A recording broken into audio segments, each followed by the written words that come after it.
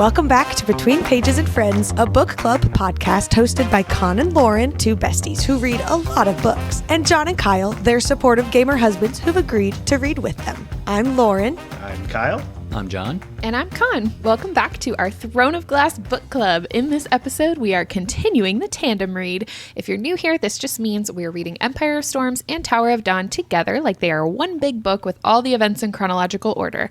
This is a book club style podcast, so there are no spoilers beyond the assigned chapters for each episode. However, since we're reading both of these books each week, we will be discussing both of these books each week. If you're reading them separately, we would recommend finishing both books before listening to these tandem read episodes.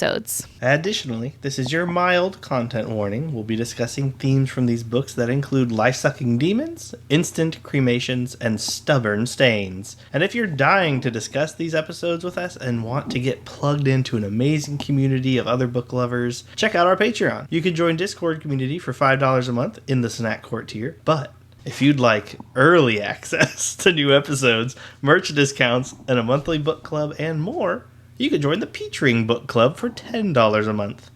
Our Patreon is linked in the show notes or description box below. Lastly, if you haven't yet, please take a moment to rate, review, and subscribe.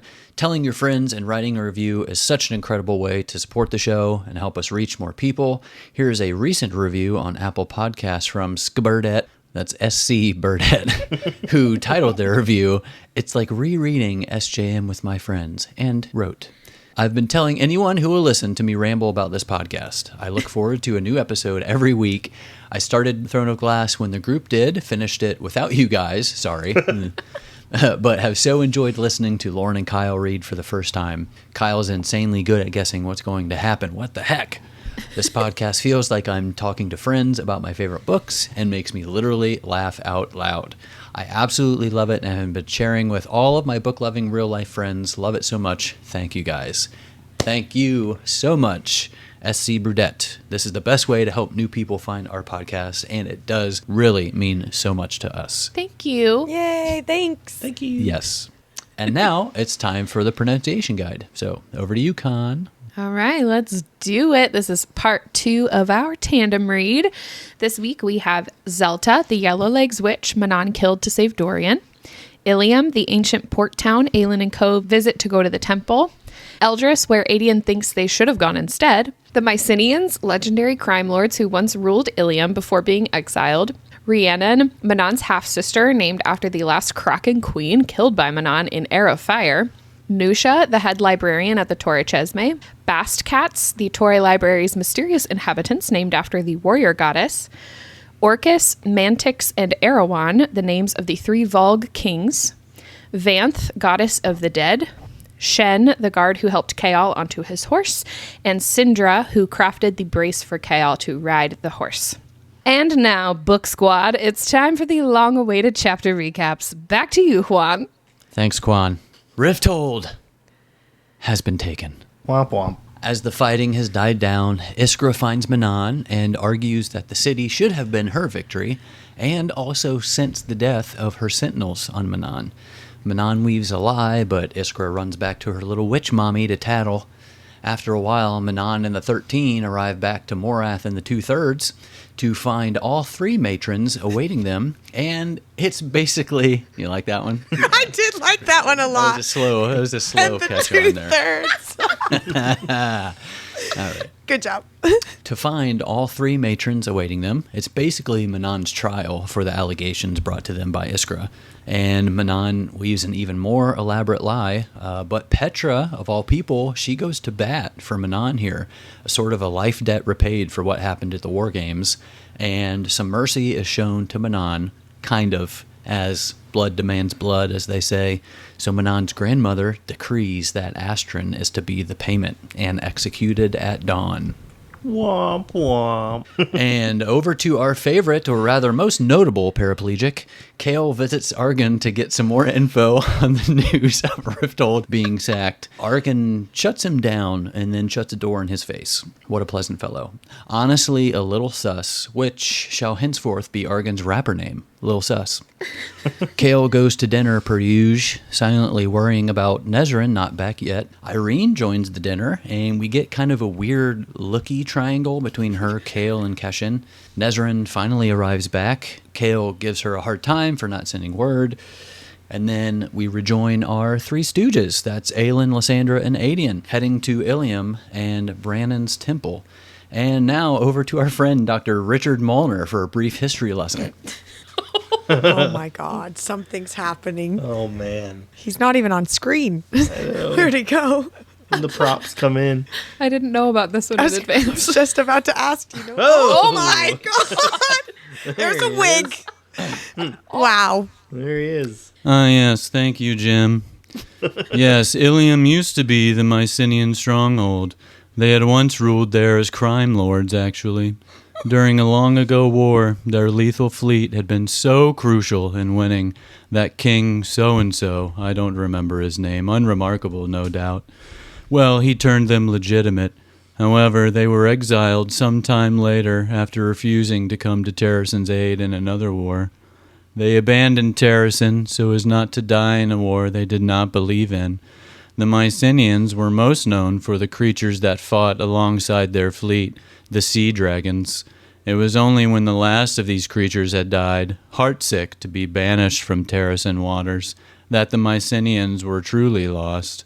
Ancient prophecies claim that only when the sea dragons return would the Mycenaeans return home. Nice. Thank you for visiting our podcast. Haven't seen that guy since I turned in my thesis. Oh, thank you so much, Professor Molnar. Yes. Yes, I'll get you the Guinness when we're finished. Thank you. Okay, moving on to Hunk 1 and Hunk 2, headed to Pirate Land. Ooh. Rowan warns Dorian of Tell the me magic more. inside him. We'll get there, okay? Okay. Rowan warns Dorian of the magic inside him and that he needs to master it.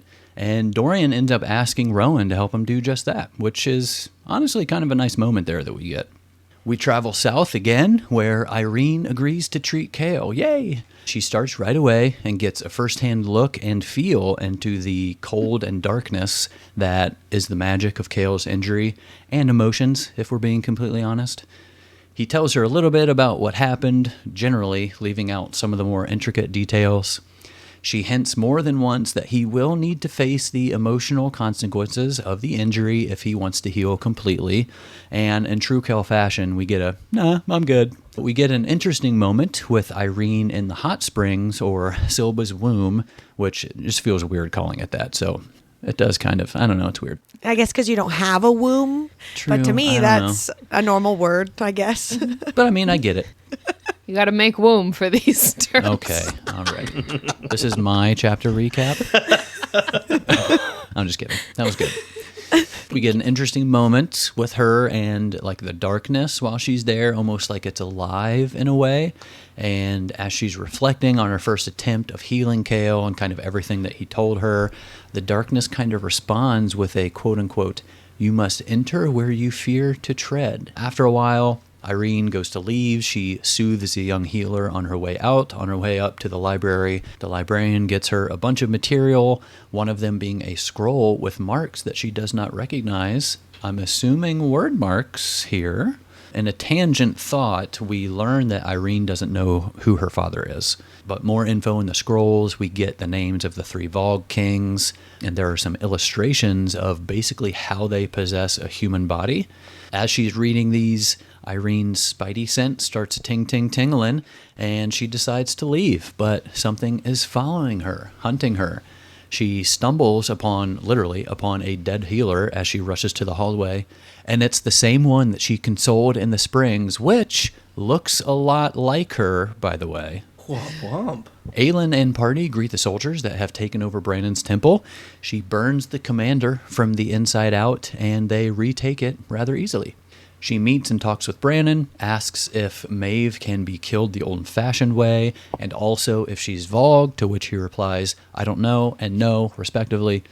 He tells her to find the lock in the stone marshes, that it's the only way to bind the keys to seal the gate permanently. Big news. And of course, before she can ask anything else, he gone. As they're walking out of the temple, a Vogue prince comes sauntering up. So smug. That's a nice saunter. Thank you. And it is in the body of the chief overseer of Endovir. Yowza. Aelin tries to burn him up, but iron is in play, more precisely, an iron heart. And then out of nowhere, a fist punches through his chest and is soon just cracked open to reveal Erewhon's face in what I can only picture as a similar scene to Sirius Black showing up in the coals of a fire in Harry Potter. Yeah. Words are exchanged, and a little fight ensues, showing a little of both Aelin and Erewhon's power. Erewhon here also hints at knowing about Rowan and Dorian and then them escaping. Back down in the southern continent, Irene tells Chaol what happened at the library. She also invites him to help teach her self-defense class that she holds at the Torre once a week. The injury in darkness seems worse than they anticipated after another healing session. Chaol will have to endure constant pain and agony as Irene goes through the healing process. She tells him again that they will have to discuss what happened, or at least get to the bottom of whatever the darkness is feeding on to kind of cause this. And then there's Nezrin riding on a rook with Sartaq. Sar can open my eyes, take me up on his bird friend, where the flight might never end, over valleys and through the skies, a somewhat new world, a dazzling place I kind of remember. Sartaq has so much wit, did his bird just shit? What the hell, at least I'm far from Chaol. And back up in Morath, it's execution day! Oh. Oh, sorry, I was still laughing. I'll just stay here for a minute. And back up in Morath, it's execution day! Womp womp. That's right. But Manon finally accepts her feels. She goes after her grandmother instead and tells the 13 to run. And in the fight, the matron reveals that she killed Manon's mother and that she did not die giving birth to Manon. Womp womp. And that her father was a rare-born Croakan prince who she also killed. Womp womp.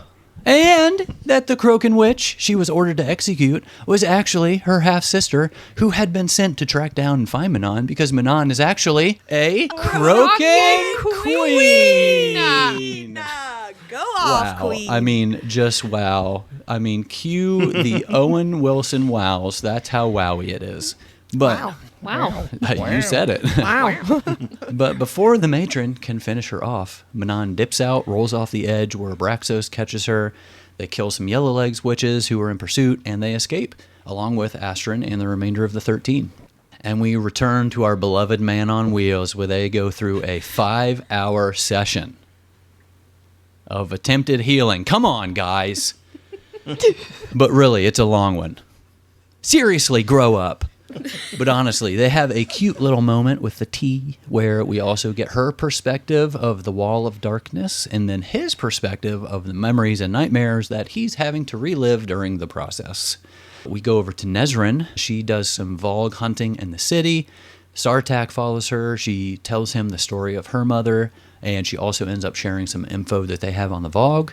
He's kind of has some furrowed brow. He says his hearth mother may have knowledge of the Vogue. And Chaol gets on a horse with the help of a brace that Irene actually had commissioned, which is kind of sweet.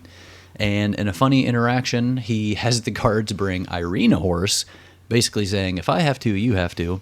She shows a little leg getting onto the horse, and Chaol notices, ow, ow. They ride into the city and to the Torre, Chaol's chest held high, only to be caved in by a group of adolescent healers as they attempt to help him dismount. Poor guy. He internalizes it all to save it for Irene later, but helps with the lessons regardless. There's a nice moment there with him and Hafiza as she gets his legs into the chair.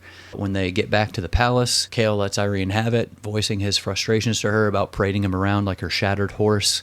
But finally, a little vulnerability and emotional outpouring from Chaol, and I don't think it's any coincidence that he gets that out of his system. They go through another healing session, and they find Chaol curling his toes. Ooh. Wow. A toe curler. Ew. Irene put the work in, you know what I'm saying? That was wonderful, John. Yes. Thank you. Thanks. Quality as always. Wow. I'm not saying that. Whoever wrote that. Oh, why not? I thought Do I it was need to pretty good. say that? Thanks, John. Now let's get down to this sick beat. My girlfriend's and my new best friend, and the friends and friends and the new best friend.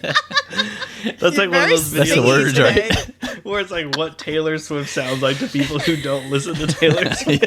yeah, that's it right there. That's my interpretation. Anyway, sorry. Honestly, I was just beautiful. enjoying the presentation. I forgot that we all have notes that we need to share. Yeah, we're done, right? That was the whole episode. That's a wrap on episode 18. All right.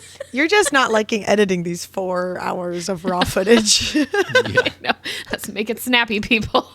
Okay, Empire of Storms, Chapter 11. We are wrapping up the attack on Rifthold, and it was just this one little sentence that I just thought was really cute for our cute little Abraxos that we all know and love. You know, Manon is trying to like get everyone to leave or like to gather round, I think, really, and Abraxos gives like a roar of like victory, and it's like a command, and it said, "Not one coven disobeyed." And I'm just so proud of our little guy. Way to They go, all- boy. I know, and they all just respect his little roar. Yeah. So proud of him. And his little sparkle wings. Oh, I'm here to kick off my notes for the evening by letting you all know, for the record, Lauren was right. finally, for once. Last week, she was asking if the other witches would like scent on Manon that she killed a witch, and I was like, I don't know, probably not. I know, and I left that feeling like, I guess that was stupid because she's read the book before, so it's probably not true, dang it. And then it's like the first thing. She had good points though too, where it's like she has killed other witches, so I Has wonder she, if though? each witch has a different sense. She killed a Croken witch. She's Well, yeah, hunted but and killed not- Kraken witches, but not like, Yeah, do they each have their own scent? I guess it's yeah. like Maybe per, it's fresh. like it's scented per family or something like Yellow Legs and I mean, yeah, the Blue Bloods and the Black Beaks. Like if somebody else, Fresh. So it was her signature I perfume. mean, the witches have been talking about like, oh, I can smell the fey blood on you. So I'm sure it is like yeah. I can smell the exact genetics you have, and you're part of I it. You can killed smell someone in this you. family. Anyway, so Lauren was right. For the record, this was like one of the first things we read in this chapter section. It says the wind had shifted, blowing toward Iskra, blowing Manon's scent at her. Who, Iskra seethed, who of mine did you butcher? That was beautiful, Connor. Wow. Thank you. You should like narrate audiobooks. Thank you. I'm going to start with this 34-hour long podcast. Love Or that. Is anybody out there who wants us to read your book? Let us know.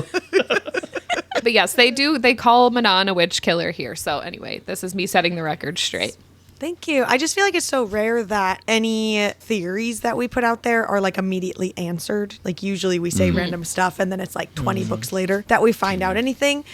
But it also could be because 90% of my theories are romance related and none of that happens. So maybe because I actually theorized on like a fantasy plot point, then I was right. So look at me. That could be.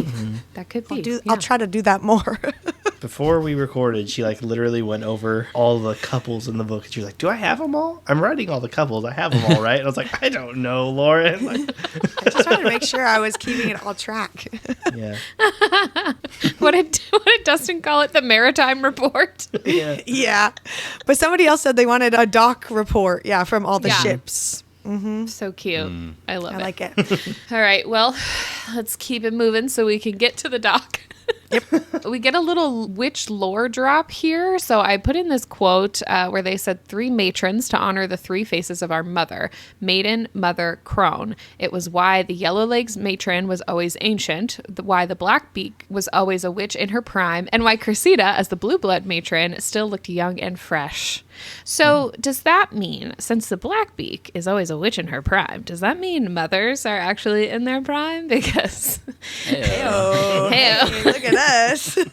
Got a couple prime mothers up in here. I guess mothers in their prime, I should say. Prime mother. Not prime mothers. The Prime Mother. So the next sentence that I wrote that I was like, okay, something is about to happen more than anything else. Like, because we get this whole Manon is sharpening her blades and she's going to go kill her cousin. But this sentence, more than all of those, I was like, oh snap. And it was when it said, for the first time in her century of a miserable existence, she lied to her elders. And I was like, she's gone through so much character development, but right there, that moment was the official, she picked a side. I just knew it was going to go down, and then I was just nervous for her the whole time. I was so thrown off by it. Like 100 years, and you've never lied. Like even you never even had to be corrected into that stance. I don't buy it. Maybe I guess on that level. I don't know. Why don't you go back to Airfire and read how Manon was before? I know how she was. She's been great the whole time. Always been a Manon fan. Everything she's done has my stamp of approval. Everything. Everything. Like Dorian? She hasn't done him yet. Would that have your stamp of approval? Are you a Dorian fan? I like Dorian. Yeah, he's great. I love Who Dorian. wouldn't like Dorian? I don't think he's going to make it much longer, but I think he's great. Why? Oh. I don't know. He's got raw magic. It sounds like something that might blow up or something. Like he's I just don't know. gonna... I have a Dorian theory too. So Oh, Is it a no. bad one? Interesting. yeah, we'll get there. Guys, okay, all right.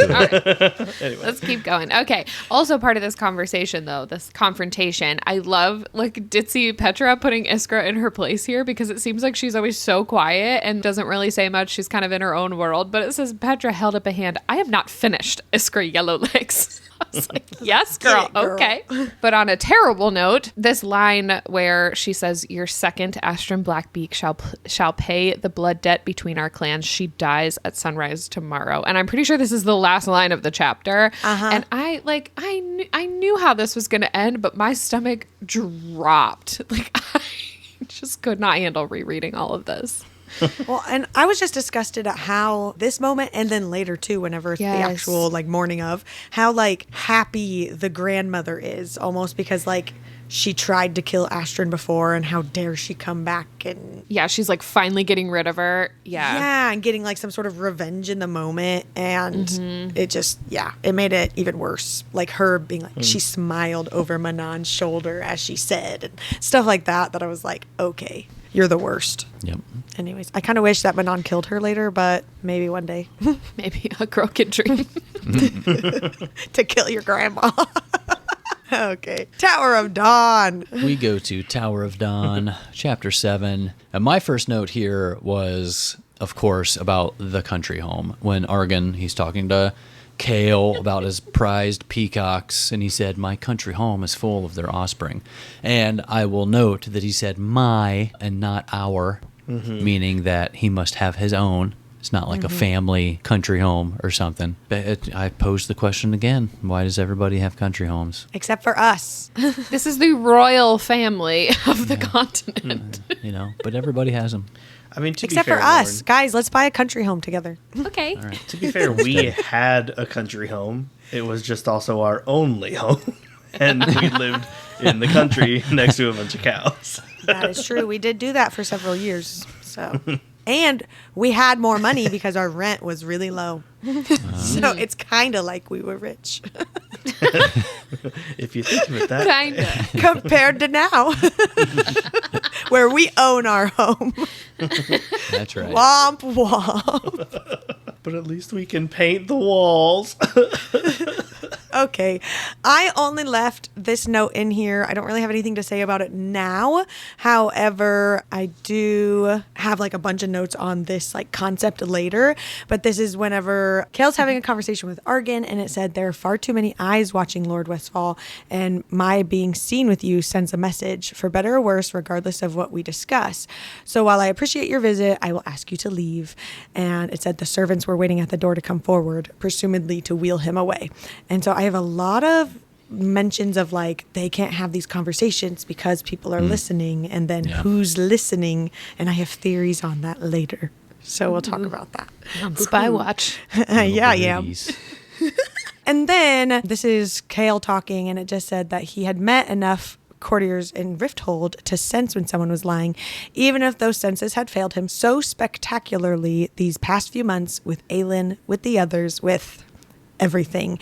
And I'm finally glad that Kale's like taking some sort of ownership. I still feel like obviously he has some pride issues. I feel like, okay, also I've said this every episode. I'm so glad Kale's finally taking some sort of ownership of the thing he says or things that he did. And yet we're still here. But I'm hopeful again because I just really like Kale. I want to like him. I really do. That maybe at the end and him having some like breakthrough with Irene and maybe they'll be fine. But I like Kale. I don't want Kale to just be Kale. That's his whole thing. At their dinner, I was cracking up at this one like random little line about how Argan had leaned over to mutter something to Sartak, and he leans over Duva and her husband and Kale to like say it. And it says Duva swatted at Argan's arm, snapping at him for interrupting her fork's path to her mouth. Don't stand in the way of a pregnant lady and her food. No, the audacity to interrupt a pregnant lady's meal. Yep. This is just so funny. I just love her for this. I loved it. And then we get this awkward interaction with Caution and Kale when Irene shows up, and it was like territory claimed. And it was just really awkward and cringe because she didn't want it. And at the moment, I don't really think Kale cared necessarily, but Caution was like being all alpha male and alpha hole. It's a huge alpha hole, and it's just really awkward. And then we get that other interaction with Caution and Irene in the hallway later and stuff, and it's just all super cringe. I feel bad for the guy, kind of. I don't know. I don't know what I'm supposed to feel, which leads me into my next note, which is about Caution. And it said, and somehow Kale knew that fast that Caution was not being considered for the throne, not when he obeyed his eldest brother like any common warrior. And so I highlighted it because I don't know if like the Coggin throne matters to this greater story. Like, is one of these siblings going to end up becoming the Coggin or whatever, and then that will decide if this country will help with the war against Morath? And, you know, like, I don't know if I'm supposed to be watching for that. And so I like highlighted it because maybe it's important. Am I supposed to be on like Coggin throne watch, or is this just random information and it's not going to matter? I think they're only paying attention to it because it's like, well, one, it's like part of the whole, I don't know if you call it like culture, but it's just kind of part of the environment of like being in the house because nobody knows whose name is on the scroll or whatever. But I feel like part of it is maybe they're trying to figure it out so that they know who to get closer to, because that person might be able to better influence the Coggin to like help them in the war. I think that's the only reason it's really like mentioned, so like that's something they're more keeping like an immediate, not like long term. Whenever one of them becomes the Coggin, I guess. I mean, this is the second to last book, so I was kind of wondering the same thing with that, and like the whole like I need your help figuring out how my sister died, and I was like joking about like, oh, it'll be like Clue, and we'll know all the suspects and everything. I'm like, I feel like we haven't even met 3 of them. So I haven't even like really kept track. Like I do have a thought, but it was quickly turned down. But we'll discuss that later. But like I was expecting to be like, oh, well, take notes on what everyone's doing and what their motives might have been. But I'm like, oh, well, there's not really any of that. I don't know. Not yet, I guess. She said yet, which means that it probably is. So keep writing the notes, Kyle. Okay. I said yet because this is a 700-page book. You've already read. And I clearly remember nothing about. Compared to Empire of Storms, like a real quick chapter set, and coming back to Tower of Dawn, and it's like 50 pages. And I'm like, geez Louise. Yeah, Even though I feel like that set of stories better. I'm like, just cut the chapters in half or something. I appreciate that Tower of Dawn is like one story, as where we go back to Empire of Storms and we're in 3 different locations potentially, and you're trying to keep track of all of that. As where we go back to Tower of Dawn, and I'm like, okay, I know what's happening here somewhat. Like it's only a couple of people to really a couple of POVs. Even like Nezerin's thing doesn't seem that important because we're not even seeing it. She just wanders off, sees her family. I know nothing about it. Don't get her POV. Just a little bit. A little bit. Just a little bit. My only other note about this chapter was freaking Kale, buddy. You gotta learn to read the room. Nezerin comes back from visiting her family and she's glowing. And it's like Kale's POV, right? So like he obviously is noticing that she's so happy. And he immediately just snaps at her and asks her if she knew how worried he had been for her not sending a message. And my note was just like, Kale, you nitwit. I was so mad. He just like crushed it. Like the light just left her eyes. I was so mad about that. Do you think he can even feel how far the stick is stuck up there? Gross. But with all of that, and as awful as Kale was, I am glad to know that Nezrin's family is safe. Obviously, we don't really know that they're safe, just that they got out of Rifthold. Maybe they'll show up later. But that made me feel happy because that was like her whole freak out and wanting to leave and her whole battle between should she say or help Kale or whatever. But to get that was like, okay, so maybe Nezrin will stick around and everything will be fine. Maybe. Yeah. But then Kale's a jerk, so I don't know. And we move on to Empire of Storms, chapter 12. This is when they're still like traveling through, it says Terrason's lowlands. And it says, so little remained of the once rich territory. And it kind of goes through a little paragraph of like what they're seeing, like gaunt-faced people, threadbare estates, like abandoned farms and all of this. And it says, though she, Aelin, had faced darkness and emerged full of light, a voice whispered in her head, you did this, you did this, you did this. And as I was reading that, I'm just like, this has got to be so tough. I hate this, like for her, like going back into her home country, because I mean, that's got to be hard. And that's even what Darrow kind of hinted at a little bit, like, hey, you've been hanging out in Rifthold while the people here have been going through all this, but it still sucks. Yeah. I also had that highlighted. My next note was whenever they're walking through and they're talking about the Otterland soldiers and stuff that have taken over, and it said that it was like Roland's dad who was like the person who kind of led that. And so that's what I thought was going to be like the person they'd meet, and it would be like a whole big epic meeting with Roland's dad. But it was still an epic meeting, just Roland's dad didn't seem to matter at that moment, at least, who has no other name other than Roland's dad. I mean, he's like Lord of Mia, but like, why does no one have names? But okay. And then I freaking like mind blew at this one line that is in here where it said, symbols have power, Adian. She'd read books and books on it during that ridiculous competition in Rifthold.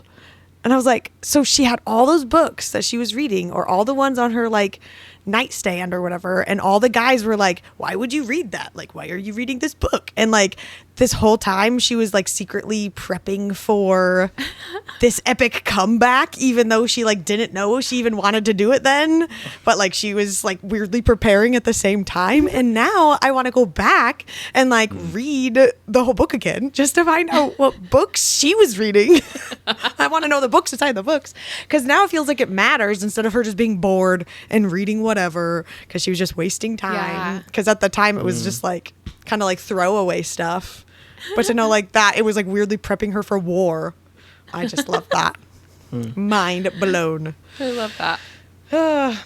Okay, I have a lot of notes on this throughout these chapters, but this is the first time that it appears. How do you say those people's names, Connor? The Mycenaeans. Okay, so the quote is, the Mycenaeans abandoned Terrason. They're long gone, Aelin. Their sea dragons with them. And I was like, ooh, sea dragons, that's cool. And then later we get, and only when the sea dragons return would the Mycenaeans too come home, or so their ancient prophecies claimed. And I immediately thought, Lysandra is going to be a sea dragon. I'm convinced. I have lots of notes on this throughout these. So we're just going to leave that there for now. But I am convinced that that is Lysandra's next epic reveal. Is that she's going to be a sea dragon. I'm excited here for it. Me too. Speaking of Lysandra, I just had a little note about how I'm like obsessed with how Lysandra is just casually woven into all of these interactions, even when she's like a bird or like whatever form she's in. There's just these little lines like Aelin stroked her friend's silken head, and it's in the middle of like Aelin just talking to Adian. She's just like perched on her shoulder or whatever she's doing. I just love all the little lines about whatever Lysandra's doing while they're having all these conversations. Well, it's like she pecked her beak on the window, a silent request, and she goes over and just opens opens the window, while she's having this important conversation. It's so cute. I know. But I did love this line from Adie, and it made me laugh, where it said, "I know you two are of the opinion that we males are here to provide you with a pretty view and meals, but I am a general of Terrasen." And I was like, I'm pretty sure I needed that reminder more than Aelin or Lysandra did. I thought you guys only were here for the pretty view, but okay. I'll try to remember the fantasy important parts, like I said at the beginning. And then we get this whole description, kind of mini conversation about the king's flame flower thing that only appears to royalty of Terrasen, and it's super, super rare, and that the last one was seen 100 years ago or something, and it's safe with someone important. I think it was probably even Darrow, but I just feel like that's not the last time we're going to see one of those, and I think is random theory, but we'll probably see one. Or Aelin will see one, and it's probably going to be before something major, even the big epic fight, potentially, I assume, at Morath or wherever that battle's going to happen, and that she'll get her little flower. Do you accept this king's flame? Of course I do. I wrote some stuff down for that as well, where they said they say one bloomed in Orlin's reign, just one bloom or one blossom found in Oakwald. And I just wrote, knowing how great and super amazing the story wants Aelin to be, I don't think if she sees one, it would just be one. Because it's going to be oh, well, she's so great. The whole land is filled with them now, and everyone has King's Flame. Your voice when you said that was funny. That's probably true. It will probably be cool when it happens for us. Kyle's kind of he thinks she's too good. I'm over her a little bit right now. We'll get more to that later, but just okay. Get over yourself, Aelin. All right. My last note from this chapter is really just goofy, but Aelin says to Lysandra and Adian as they are heading out the door, she says, "Come on, we'd better eat before we raise hell." And I just wrote, I'm going to start saying this before every meal. But more because I'd be hangry, and that's the hell that would be raised, not because... They're not prepping for battle. It's me saying it I need to feed you before you kill me. Before you start raising hell. Yes. Okay, Empire of Storms, chapter 13. I don't know, I just think this whole Dorian Manon thing is, I'm convinced, and I don't actually know if there's anything actual to that. These are just my random unhinged thoughts and theories about Dorian and Manon. But Dorian's looking at Rowan's hair and it's silver, but then he compares it to Manon's white hair and just can't stop thinking about her and how she rescued him and just says, I know. And then I just really like the line where he says that with her, and it said, and yet that darkness, that violence and stark, honest way of looking at the world, there would be no secrets with her, no lies. And I just think he needs that so bad with all of his well-earned trust issues that he has now, to have somebody who he doesn't ever have to question their motives, doesn't ever have to question what comes out of their mouth. It would just be, this is point blank what it is, and they would be perfect together, and they could ride Abraxos into the sunset, and I'd be completely content with the end of that story. And I say these things, and at the end, that nobody's probably going to get together, and then I'll be laughing at myself. But for now, that's what is headcanon, and it's going to be adorable. Just you guys wait. So much. I love this. What I also love in this chapter is Rowan teaching Dorian about magic, and then Rowan tells Dorian about his mate, and they're just on their little boat trip, and they're confiding in each other, and he's learning from Rowan and asking him for help. I love all of these little moments between them, and that Rowan trusts him deeply enough to tell him about Lyria and just his history, because it seems like he never ever talks about it. Obviously him telling Aelin was a big enough deal, so the fact that he's developing these deep bonds of trust with other people in the court is really cool. Well, I guess Dorian's not really in the court. He's he has his own kingdom to worry about, but does he? Is there a kingdom Rowan's left? Maybe, I guess. But I just love that he's brothers with everybody now. It's so cute. Yeah. Yes, I think that's a lot of Rowan's character development that we see in those, for him to open up and trust people instead of his, whatever that group was that he was part of before, cadre, that he couldn't really trust him at any time, kind of a thing. So I don't know. Yeah. But this conversation did bring up a question for me with the quote, and this is Dorian. It said his magic had felt the bond between Aelin and Rowan, the bond that went deeper than blood, than their magic, and he assumed that it meant that they were mates and hadn't announced it to anyone yet. But if Rowan already had a mate and lost her ... And so I assumed that ... means like then she couldn't be his mate, so then what is it? And like he's trying to figure that out. But like Dorian is also Karanom with Aelin, and so like when he also feel that bond, is that the bond he's only feeling with Aelin and Rowan? Or are they actually mates? Something's... I don't know. What's the ... Like, I needed the rest of the information. I know the Karanom is like power compatibility. Right. And it's, from my understanding, it's separate from like being mates. Yeah. Right. Well, or yeah. romantic at all. Yeah. It's the Karanom bond doesn't have to be romantic. I don't know if it's just because they had already like activated it. It's a terrible way to phrase Wonder that. Twin Tower. Activate. Because their magic was already like entwined in that way, Yeah. but they also had like a romantic connection. I don't know. Like I don't know if And it's Dorian had just not like felt someone who'd been Karanom before, I guess. yeah. I don't or something. know. I think in Dorian's sense, it's a little bit of both of that he's Karanom with her, but also that his power is so strong.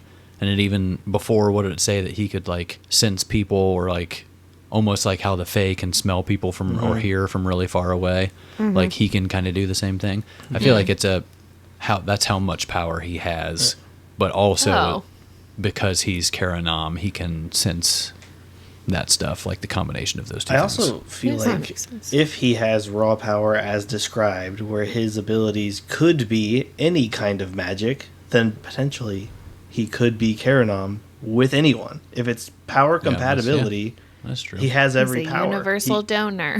Yeah.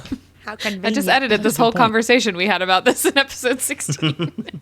And did you say that same thing? Yeah, we all said the same thing. Oh, it's so But funny. I will say I had the same question, I feel like several times throughout the series, because like I had already read, ACOTAR and Crescent City, where like mates are a thing, right? But it's Yeah. like I feel like I didn't have enough information this whole time to know. Like, Well, and like in the other series, they're like, finding your mate is so rare, but then like literally everyone has one. And so Right. it's just like, Oops. I think we've seen one mated pair. Yeah. That's kind of going back to like just Dorian's power. Why earlier I said like I don't know if he's gonna last much longer because he is a universal donor. So I feel like if he does have the potential to be Karanom with anyone, if they're in this grand battle and everyone's like, oh, we need more power, and he's like, well, I got raw power, so everyone just plug in and take some, he's gonna overexert himself and end up draining his well and die. I don't like these hope theories not. about Dorian. yeah, I hope not for that one. Stop trying to Sorsha everybody, Kyle. The only reason that I don't think that would happen is like I really just don't know who would be the royal, Rifthold. Who would Rifthold's gone anyway, basically, but I don't know who would be the next person to be like in charge of retaking it. Holland, I or- guess. Yeah. Yeah. No, the next good person, not the one that makes sense according to the royal line. Like, That's fair. Philippa. Unfortunately, you don't always get to Yeah. choose that. Philippa for queen. Okay, That's so funny. continuing All right. this conversation with Rowan and Dorian, that I just love how like casually Rowan talks about Aelin, and they're like, I don't know, he just sees her for what she is, and he loves her for it anyways. But just this line of him just being like, Aelin, unsurprisingly, has a fraught history with the Pirate Lord. I'm just like, yeah, unsurprisingly to us all. And then Dorian's just probably like, oh yeah, that makes sense. That checks out. Sure. Well, then they're talking about it, and Dorian says, I've never met a pirate. And Rowan says, you met Aelin when she was still pretending to be Selena. I can promise you Rolf won't be much worse. And Dorian says, that's not reassuring. Yeah. I love that. Yes, and then we get the official for sure. Could you teach me about magic? And I was like, I called it in Airfire. I was like, wouldn't it be so cool if Rowan could teach Dorian how to do his ice magic or whatever? And I was like, that'd be so fun. And here it is. So I finally called something again because it's not 2 books romancy. But That's what you need to aim for. I know. I'm aware. But I don't know if I can change who I am at my core, but I will try. That doesn't sound healthy. I don't know if I can change my core values, but I guess for you guys, sure. For this For podcast, Sarah. the entertainment of the internet. That's like that. I forget who said it. That old quote that's like, I'm not going to do that. I have standards. And if you don't like that, I can change them. I just feel like maybe I'm just tired of waiting after thousands of pages and thousands more to go with no hope in sight. So, but I had said, like, I don't know if I've said it on podcast, but I've said, like, this is why I've stayed away from the series, because I've been told that it is not as romance filled or like not romance driven. And not that I need that, but like it is typically what I read. It is typically like the parts of books that I enjoy, you know, just like the cute little stares and the casual, like, oh, their hands brushed and all the things that just make your heart flutter. So, yes. So that is why I've stayed away from this series. So like we started this podcast and everyone's like, you haven't read this book yet? And I'm like, but that's why. So that's why we're here. I'll just start slipping cards into the book for you to pass by that'll just say, and then they kissed. You can be like, ooh, they kissed here. Thanks. Move on. Thanks, Kyle. I'd appreciate that. It ends up in her notes, and we're like, "What are you talking about?" They did not do It says it right here, guys. If it's Kyle writing them, it'll be like Kale and Adian. Probably. I'd still be here for it. That's my hilarious. All right, moving on. My next note is just I like love Rowan and Dorian so much. It was really hard not to like highlight and rewrite the entire chapter. So you should read the book if you haven't read it yet. I just loved everything about their conversation, and I love this part where Rowan says, "I have known many kings in my life, Dorian Havilyard, and it was a rare man indeed who asked for help when he needed it, who would put aside his pride." And I said, "Long live the king!" Yes, hear, hear. I love him. Do you ship them? Get it? Because they're in a boat? Would you ship them in a boat? Nice. Thank you. And then, okay, this is my last quote. This is my last like quote highlight from this chapter, I promise. But Dorian saying, he was like asking for Rowan's help, and Rowan was kind of telling him it's a little bit different, like with your magic. And he says, "You taught Aelin." Again, silence. Then Rowan said, "Aelin is my heart. I taught her what I knew, and it worked because our magics understood each other deep down, just as our souls did." I love them. Rowan. Okay, I'm done. I gave some props to Rowan, too, when he was telling Dorian what to expect from his magic, where he just said, "You're going to hate the world, Dorian. You're going to hate yourself. You will hate your magic, and you will hate any moment of peace or happiness. But I had the luxury of a kingdom at peace and no one depending on me, and you do not." And this was right after he was saying that he hated his magic because it did him no good to save the people he loved, like Sorsha. And I was like, props to Rowan for being real. Both him and Irene, honestly, during these sections are like, this is what is going to happen before things get better. You're going to have to face this. And that's like the best thing to do, which I think Rowan also maybe learned and grew from his experience with how he trained Aelin. Like, this is not how he introduced her to learning magic. This is a much healthier way to go about it. Well, and that leads me into my quote where it just said from Dorian, "And the first time you met Aelin, did you know?" And it's just a snort. "No, God's no." Which I just thought was cute for them, loving their enemies to lovers romance, but also just cute for Dorian. Like, I don't know, he's trying to figure it out, and also maybe has hope for someone else in the future, which is like, you know, because he's dealing with all his Sorsha stuff. So I don't know. I have big hopes for Dorian. Yeah. And continuing right on, actually, from that quote, he says, "No, God's no, we wanted to kill each other."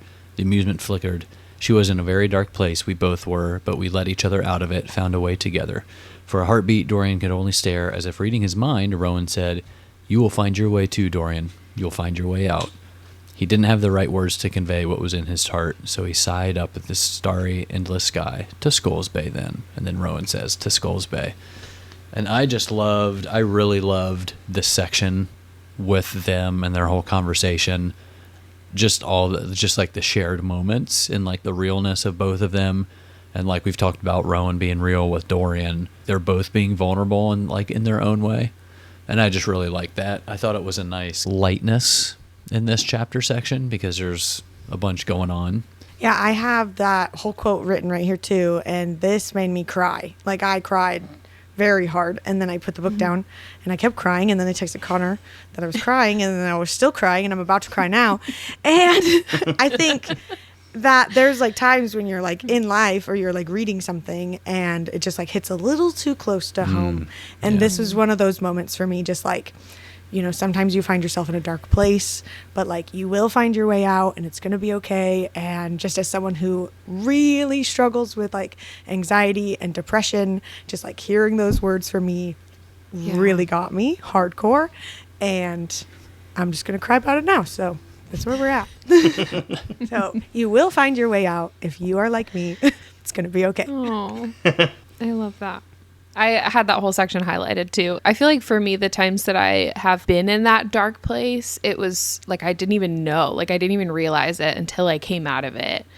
And now I feel really lucky to feel a little more like further removed from that. But that's why I love lines like this, because it is true. It is. It's like, it doesn't matter how you got there or how stuck you feel like you are. Like, I love the truth in these words, and it's really sweet. Mm-hmm. I feel like him and Kale are at two different points in the process where he's like, he knows where he's at. He knows he's at a very low point.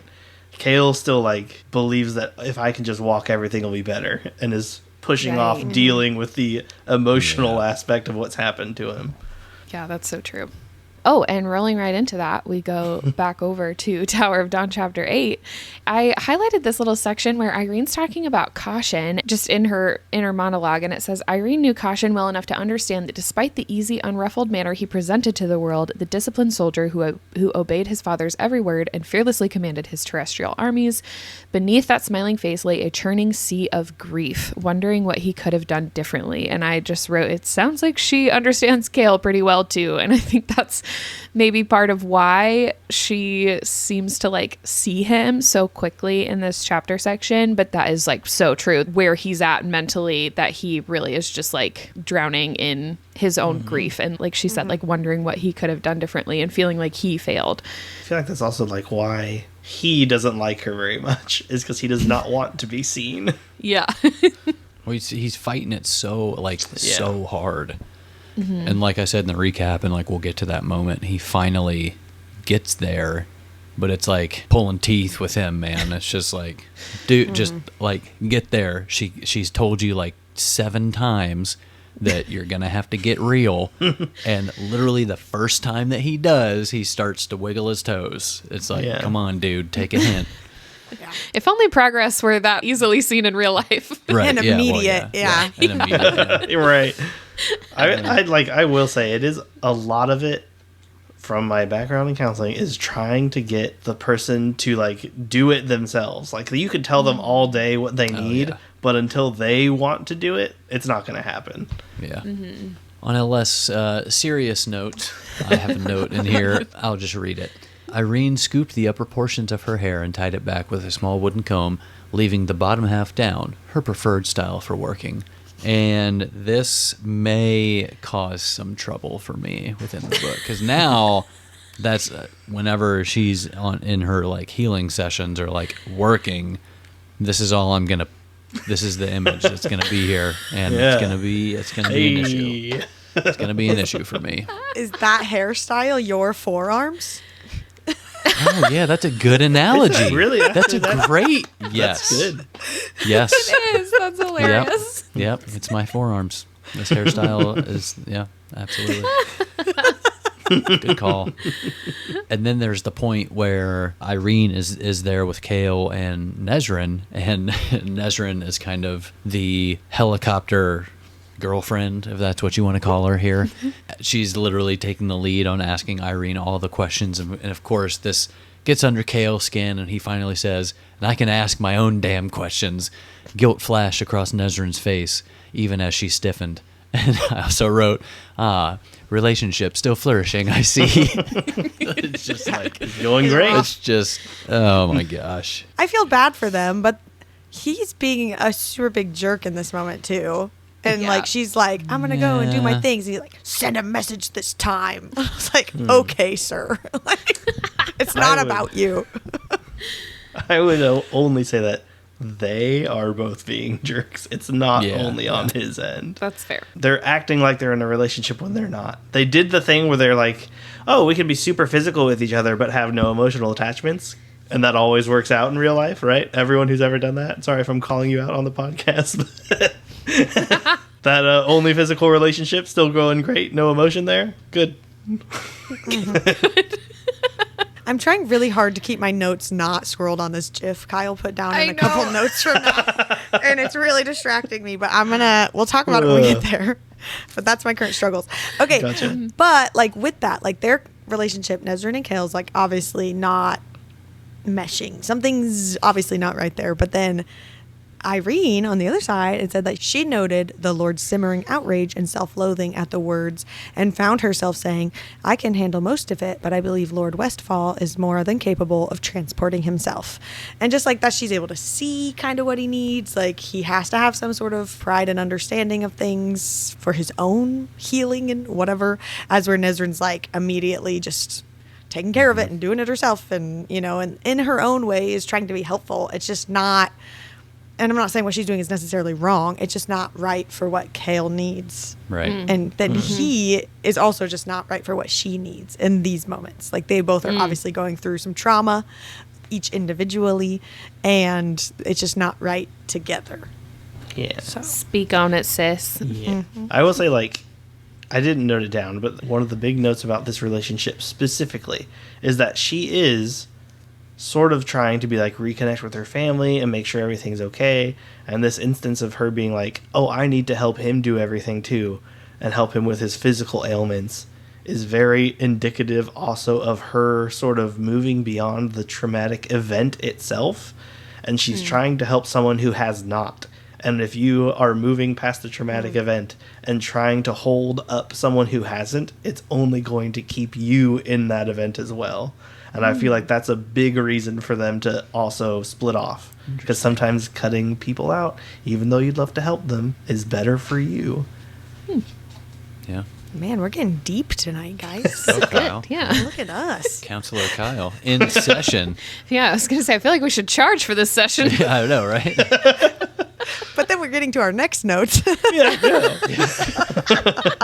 I'm so okay. sorry if you were watching on video. I couldn't stop laughing because I did my notes first this week, so I haven't seen anyone else's notes yet. We all type in the same document, and I scrolled down too far.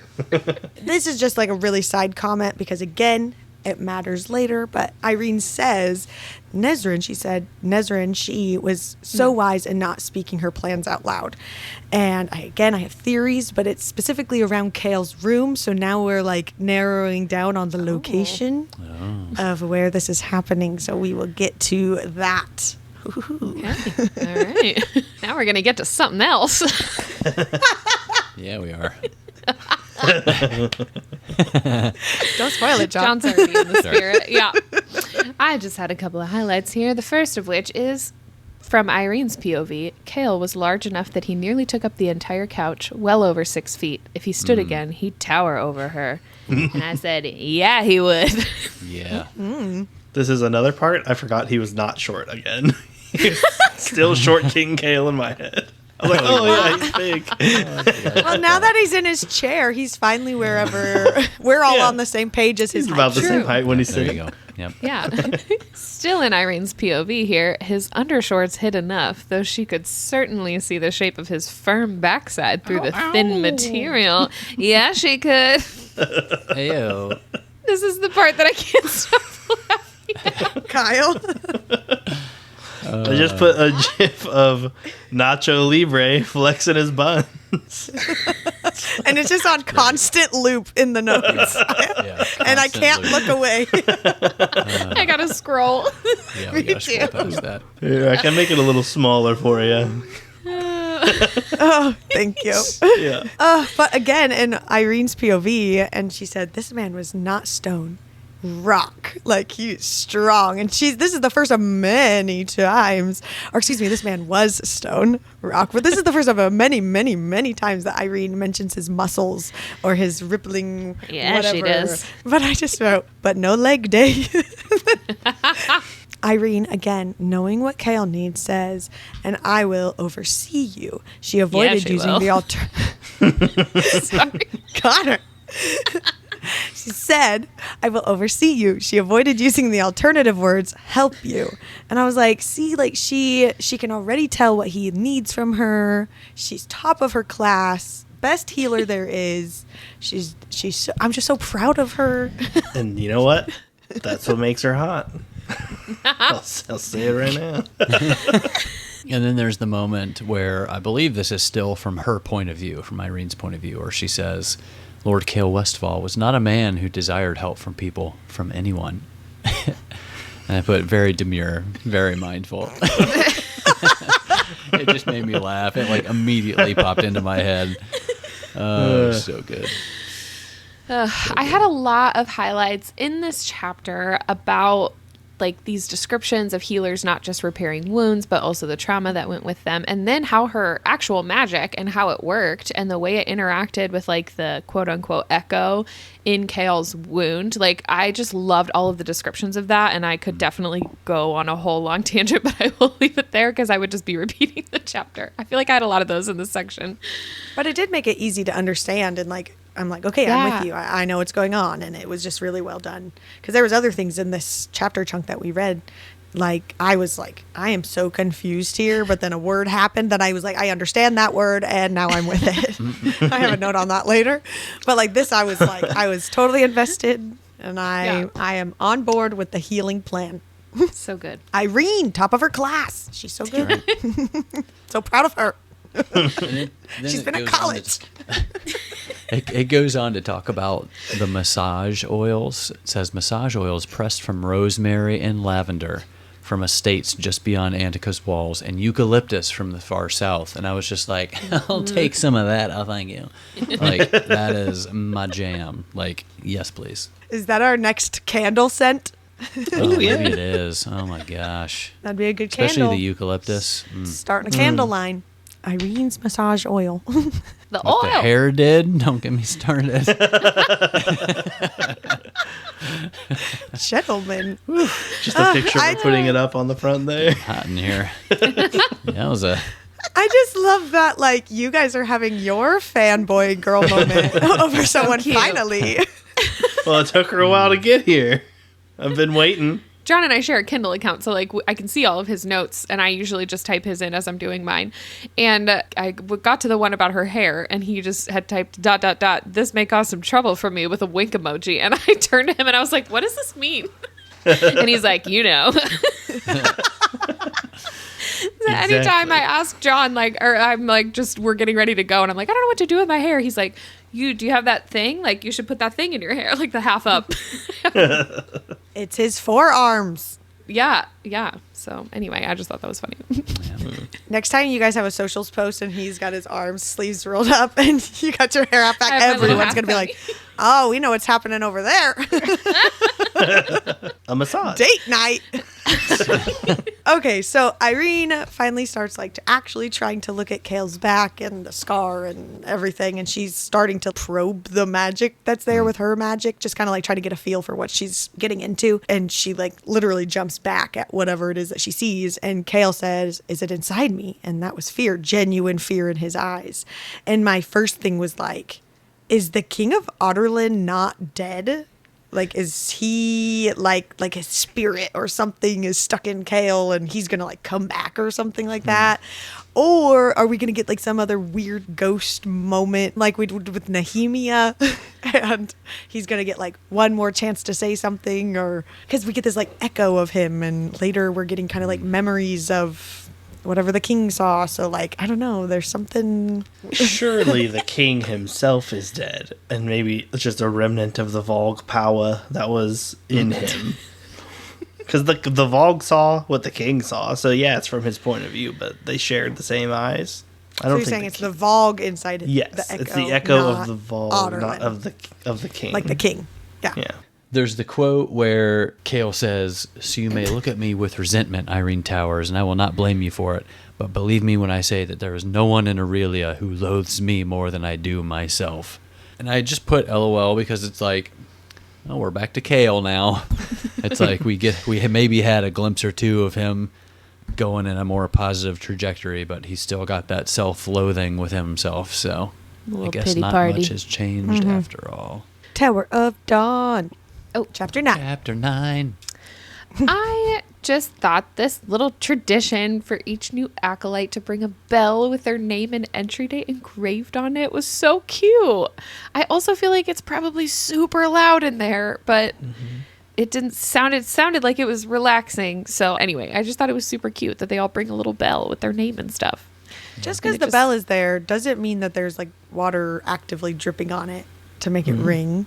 Like That's it could true. move and shift and whatever. And then they said That's that very some true. had like so much erode, like whatever on Yeah. it, that those aren't ringing anymore. Yeah.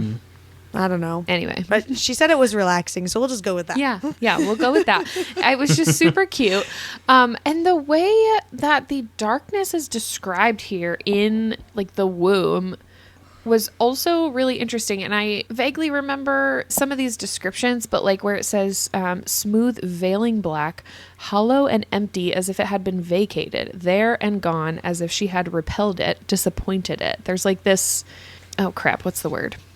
Bird. Sentience. Is bird the Haven't you word? heard? Bird.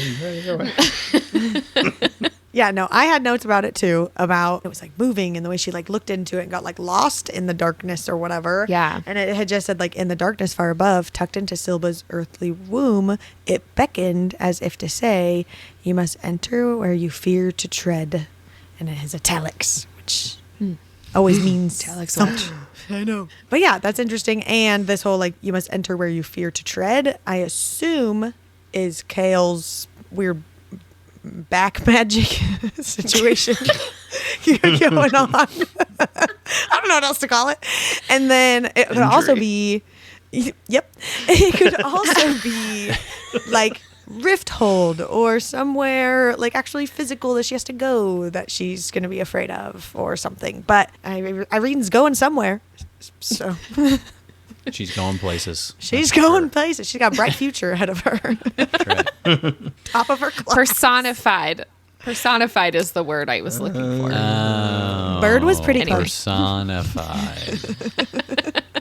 This moment though, as she's leaving and she's like on her way out, she notices the healer crying and she stops and is comforting her and just like holding her hand. That almost made me cry. And I just love Irene. I love her for this. And she recognizes this healer but doesn't really know who she is and stops just to like be there with her in that moment too. And it was just really sweet. It was very touching, but I gotta say, Sarah has a track record of child killing in her books. And that will weigh into a theory I have later. Is this lady a child? She was talking about a 3-year-old that Yeah, she lost. was upset about. Yeah. Oh, that the healer was yeah. talking about. Yeah. Okay. That was her patient I'm that with she you now. lost. But we had that kid, granted they were monstrosities that the witches birthed, also dead. The child in the mines who tried to revolt, off camera killed by the guard. Lots of kids dying in these books. Lots of terrible things happening to kids, like being groomed by a assassin. Just saying, she doesn't like kids. And that'll play into my theory later. Sarah J. Maas hates children. You heard it here You heard first, it here. folks. She has children. Well, you But better does she watch love them. News. Wow. Okay. I think it's just because she knows that a lot of people will resonate with that Innocence Lost theme, but still, there is a lot of it.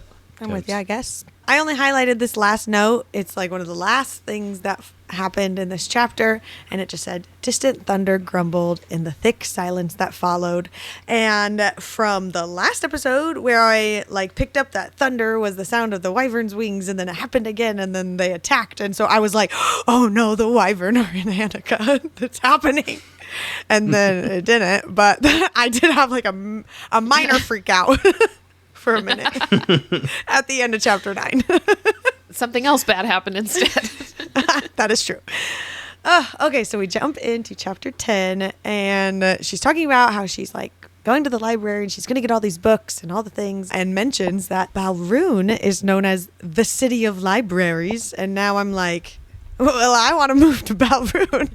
I would love to go to the city of libraries and read all the books. But she was talking about how it has all the histories and all the things. But I was like, oh, okay, well, that's less exciting than the romance books I was imagining. But it still sounds like a cool place.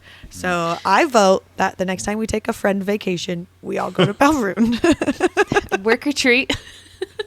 Let's go. Sounds great. And then this is the moment where she gets the tomes and the books and scrolls and everything from the librarian, and they're all from Eelway. And it said Eelway tomes in a level of the library so deep beneath the ground that Irene had never ventured there yet, and that one of them had runes of some sort. And John mentioned this in his chapter recap, but I also assumed they were word marks. I don't know what else that description would be. Mm-hmm. But this brought up the question is why has no one gone to Eelway? Because Eelway, every time there's been something, Eelway seems to have the answer. With the word marks, they all seem to know about it. Or with the books and the scrolls and Nehemia and all the things. So when does somebody go there? Hopefully soon. And then I assume we get all the answers we've been waiting for this whole time in Eelway.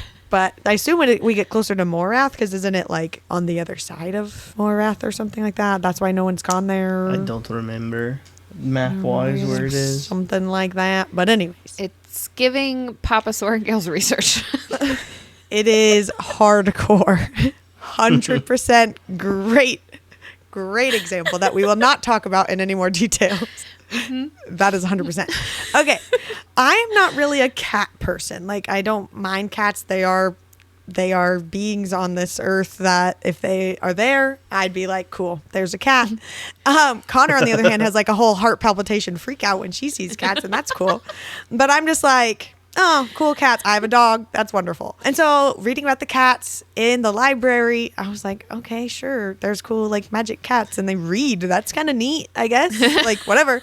But then one of the last descriptions of them was that they have green eyes. And so now I've decided they cannot be trusted. I don't know anything else about them. But well, technically they have barrel colored eyes. I don't think they say green, do they? Maybe it said something greenish, something. I thought it flashed green. I don't know. I put a note in here about it later because they're repeatedly described as having barrel colored eyes. And I wrote, I think this means green or aquamarine was the descriptor I kept seeing. I mean, somehow I picked up that it was green too. Barrel, I think, is pink, red, green, blue, clear. Right. It can be any color. Yeah. It's one of those quartz. Maybe it was that specific cat, or I don't know, somewhere I got that there's green eyes. And I've just been on green eye watch since the beginning. So, but it is technically, I think it is greenish. But since I had a note about that later, I was literally Googling it. What does barrel colored eyes mean? And because that is something used to describe a cat's eyes, I guess sometimes. But it is that a really light green, I think, like an aquamarine kind of green. Just to be clear, barrel is BERYL, not not a brown barrel. They're where are these people seeing all these colored barrels at? I've only seen brown. And then we get this really interesting lore drop from the Eelwanian tomes. And I don't know what it's called. The Ilweenies have all the information in the books about the Vogue, and just, I don't know, it's just really interesting. But then we get the names of the 3 Vogue kings, which I don't think we've known before this. And then the fact that they have names makes me nervous that they're going to show up again. And that they like are an actual character now. But it's Orcus, Mantix, and Erewhon, the 3 Vogue kings, wielders of the 3 keys, which I assume is the word keys. But she doesn't know what the keys are yet. I don't think so. Maybe it'll be a good thing when they show up. You never know. Maybe they're not siding with him. They'll come in and be like, Erewhon, where have you been? Get. Mom says you have to come home right now. There's a mom. The keys are what they have already. Yeah. Irene doesn't know what they are. Yeah. Oh, Right. yes. So yeah, I got you. I follow. Because Kael didn't tell. He didn't tell her the specifics. Yeah. of No. that, right? Yeah. Right. And Nezrin both tell the story to like Irene Right. and to Sartak, and Yeah. neither Yeah, of them tell them that part of the story for some reason. Yeah. Yeah. Okay. Well, they just don't know who to trust yet with that I'm information. tracking with you. Yeah. Especially because, if they know that there's keys, then they're going to ask them, where are these keys? And then they can't say, like, oh, our bestie Aelin has one. And then Yeah. that could be drama. Yes. And then it just said, Lord Kael Westfall had described collars and rings to hold the Vogue demons within a human host. But even after they were removed, he said they could linger. They were merely implantation devices, and if they remained on too long, feeding off their host, ... And this is my Dorian, is he okay theory? Because, excuse me, what? That it's just an implantation device and that the thing could still be in there. And so, like, even if you take the ring or collar off, you could still have your Vogue demon person, especially, like, if it's, like, feeding off. I don't know, but now I'm worried about Dorian. Is Dorian okay? I'm just thinking of this like literally right now, as you've been talking about it. But like, what did Kael? Where That's did what I was he wondering. Get that information? Yeah. Why would Kael have okay. thought that? Yeah. He's never, as far as we know, been like, oh, yeah, they still had it in him after I took the ring off or whatever. That's a good point. 'Cause, I mean, everybody that we've seen, like even the king. I mean, Yeah. maybe that was a one-off thing because it was like he had one inside of him for so long that he basically just like his body just couldn't live without it or whatever. Maybe that's But what he meant otherwise- when he said that. Yeah, it kind of doesn't really make any sense, honestly. Because he makes it sound like if you were to remove a ring or collar, then there could possibly still be traces of the Vogue inside of you. Yeah. When has he ever Right. been exposed to somebody that's had a ring or collar off and has been like still alive? Basically, Yeah. other than Dorian. Yeah, I don't So, know. yeah. Who That's kinda seems weird. fine otherwise. He has not shown Yeah. any signs of a Vogue Right. still in him. So Other yeah, than it's kind of just interesting. trauma. Yeah. it just makes me nervous. Dorian, not yeah. Dorian, my boy. My boy. It would make it stink because then there would be no like visual way for us as readers to discern the enemy. Yeah. But like with that, like there is clearly like a Vogue, at least one in Antica, but they've been like watching for rings and such and hasn't seen one. So like maybe that was going to be like, here's a tiny lore drop. They don't actually need the ring and collar, and then turn around. Oh, look, here's one without a ring or collar. You know, kind Yeah. of thing. I don't know. And then they can't just go around because they can't even talk about it. They haven't even told people about their rings and collars to be like, who has a ring or a collar? Bring them in here. Kael just spreading misinformation. Right. Just add it to his list of whatever you want to call it. Grievances. Well, Connor, you just said like that would be really like mean of Sarah to do that to people, like to the. Yeah. How dare Sarah change her own book lore How dare she mislead us? to fit a new theory and like a new storyline of her 8-book series? How dare she? I I stand mean, by honestly, it. I'd be pretty mad. If you changed the lore mid-series, Right. I'd be like, yeah, forget it. I'm done. Magic isn't that magic. Get over yourself. You can't just change it. Okay, well, I will hold on hope for Dorian, but I still feel like that's going to like be in the back of my mind until I'm done with the series and I know Dorian's okay.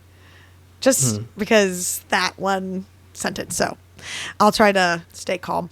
And not that I love that Irene, like, you know, is getting hunted in the library. Like, that's not cool.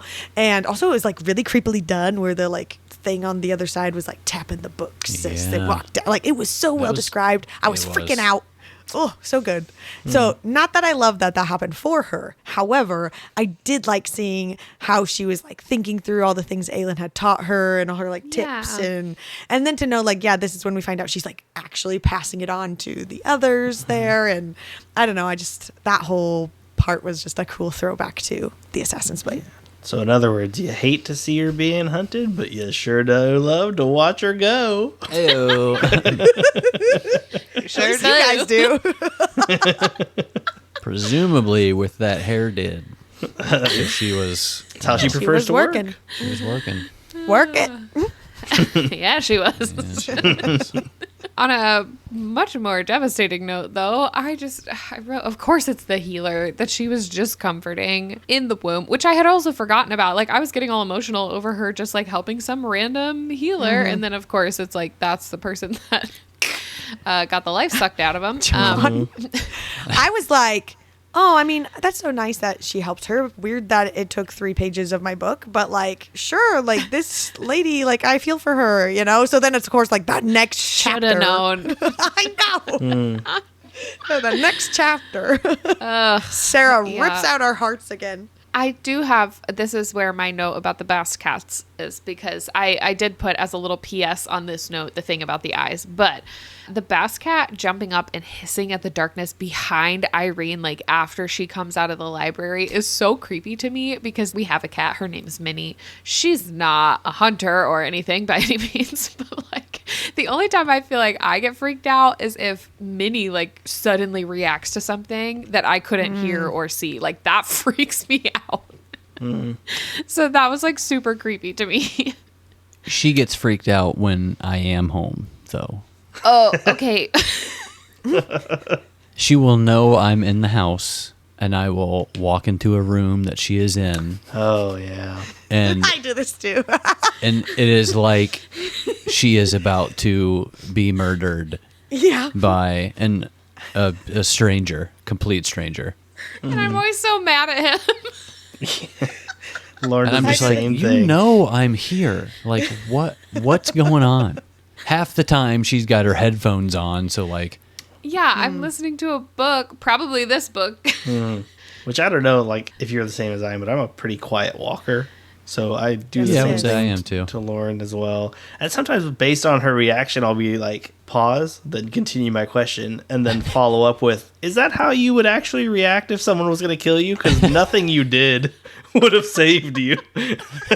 You would be dead. There was one day that it happened multiple times, and I kept like screaming and getting mad at him or whatever. And then the next time we tried to walk in the room, he's like, now announcing Kyle Reedy coming in the room to tell you something. Yeah. What's funny Thank is you.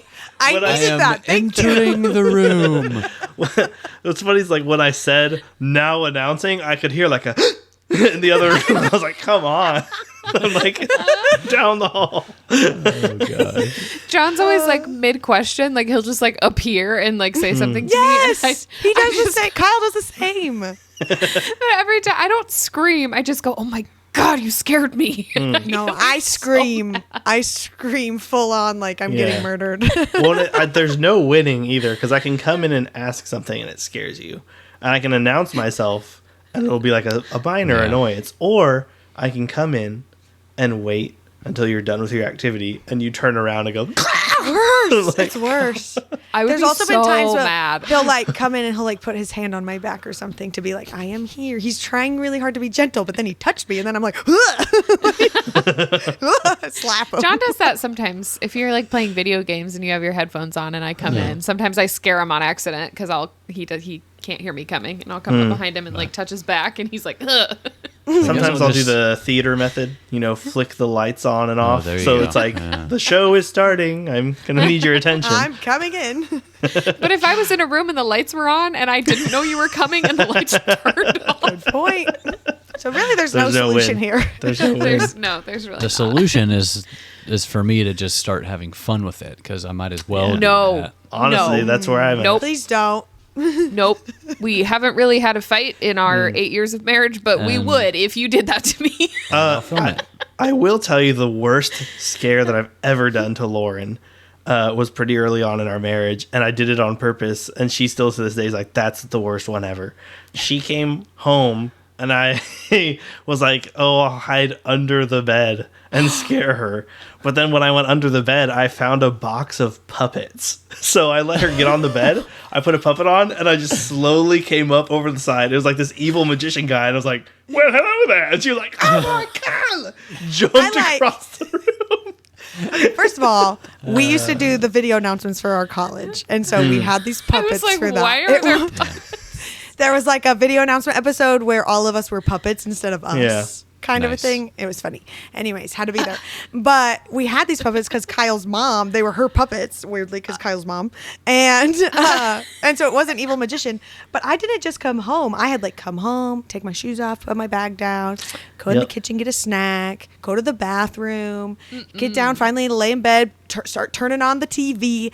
And then the evil magician puppet thing comes out. I'm like, hello. And he was up there for a while. Like, I waited till I saw, like, I heard you turn, and then I turned his head to you. I was like, hi. Yeah. I would was the worst. never forgive you for that. I think she might have forgotten until I mentioned it just now. So No, we still have that same bed because who has money to buy themselves a new bed every day? Yeah. And so Every day. 8 years later, and I think about it occasionally, but anyways, that has nothing to do with. Do not get any ideas from this conversation. He's like like taking writing notes. things. He's writing things down. I see you typing something. I do not get angry. Oh, no, absolutely not. Joke's on you. I was looking up puppets. All right. But for our own purposes, I want our own puppets. I think it would be Puppets of hilarious. us? I think it that'd would be be fun. hilarious. Oh, like to all do four a of us. puppet we episode. can have a puppet episode. Yeah, that's what Yeah. we did with the video announcements. It was funny. Maybe not a full one. Maybe it would be one of our like shorter. Yeah. Or just the intro or something. Yeah, the that would be intro. funny. Because I mean, if you're just listening on audio to the podcast, you wouldn't know the difference. Yeah, I mean, it would. Yeah, it would would obviously really be for just the be a video visual. people, but Guess you got to Yeah. watch the YouTube. Yep. it'd push more people to YouTube. Yeah. Anyway, But they yeah, just so are- you know, some are very expensive. John will tell just about anybody that I'm like the world's most patient person, and I really am. And it takes a lot to make me angry. But if you True. scare me intentionally, nothing will make me angry faster than that. So don't do it. This is your only warning Jeez. And it's on the record. on the It record. is. Let's jump back Create in. your own custom puppet. John. Okay, let's jump back in. Somebody's gonna be crafting. My last note for this chapter is that I just thought it was really cute that the three girls who like Irene met with while they were like walking up the stairs to get away from the Vogue, and then they just like remained with her while her hands were trembling and they did not let go. So it's like she did that for that other girl, they were doing it for her, and they're just like all one big group together and just girl power and friendship and all the things that is everyone hopes and dreams That's the for. theme. So Yeah. I'm a fan. Okay, Empire Storms, chapter 14. I am only bringing this up because I called it way back in Air Fire, and they're talking about Maeve and how, is she going to come over and start fighting? And she's building an army, and is it the Ash Rivers? Is that who's the other kings in Wendland? Yes. Oh, get like Gallon Ash River? Yeah. Because they were like, Okay. Aedion was going to send word to their cousins over there to like see if they'd help, Right. but somebody said that there was already like a fleet coming together and stuff. Does that king have a name? Gallon is the prince, right? Probably Thought not. we'd get his name Probably at some point, but I don't remember what it is off the top of my head. It Okay, seems I don't know. that this is like one of those like classic TV shows where it's all about the teenagers, and then their parents don't really matter. They're just kind of there. And so all the teenagers, aka all of the people that are the main characters here, have names, and then all of their adults have no names. Yeah. Like Charlie Brown. They're just in the background going, wah, wah, Yeah. wah, wah, wah, wah. Womp womp. Yeah. Womp, womp, womp, womp, The womp, original womp. womp womp, Charlie Brown. Anyway, I just put here the quote. It said, "But a dark king and a dark queen united against a firebringer." And I had said that when we first met Maeve, and I was like, great, now I thought it would be like her cute aunt and they'd be besties, but instead she's going to be some evil queen that's going to be like really bad. And then we already have this like terrible bad king, which at the time was the king of Otterland, but now we know is Erewhon, and they're going to like join forces and be baddies together, and that's not going to be good. So not a good kind of baddies, a bad kind of baddies. Not good to be baddies. This is another note for Lysandra's going to become a sea dragon, where it was just like an offhanded comment said, as for the shapeshifter, she was doing this and this and this and this. And one of the things said she had been reading an ancient looking book all afternoon, Forgotten Creatures of the Deep, or whatever it had been called. And I was like, convenient that she's reading all about the forgotten sea dragons. And I just wrote here in the book, I said, if she turns into a sea dragon, I will die. I cannot wait. It's going to be awesome. Can't wait.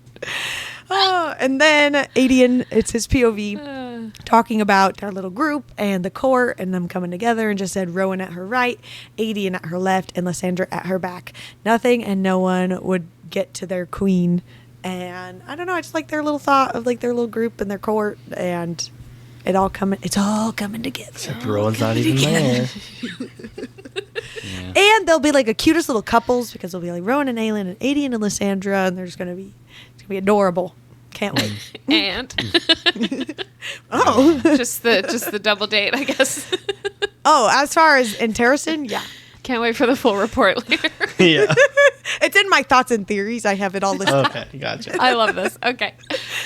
Also, a great point from Lysandra in this section where she says, the more I think about it, the more ... the more it seems like this was all planned, laid out long ago. Erewhon had decades before Aelin was born to strike, decades during which no one with her powers or Dorian's powers existed to challenge him. Yet, as fate or fortune would have it, he moves now, at a time when a firebringer walks the earth.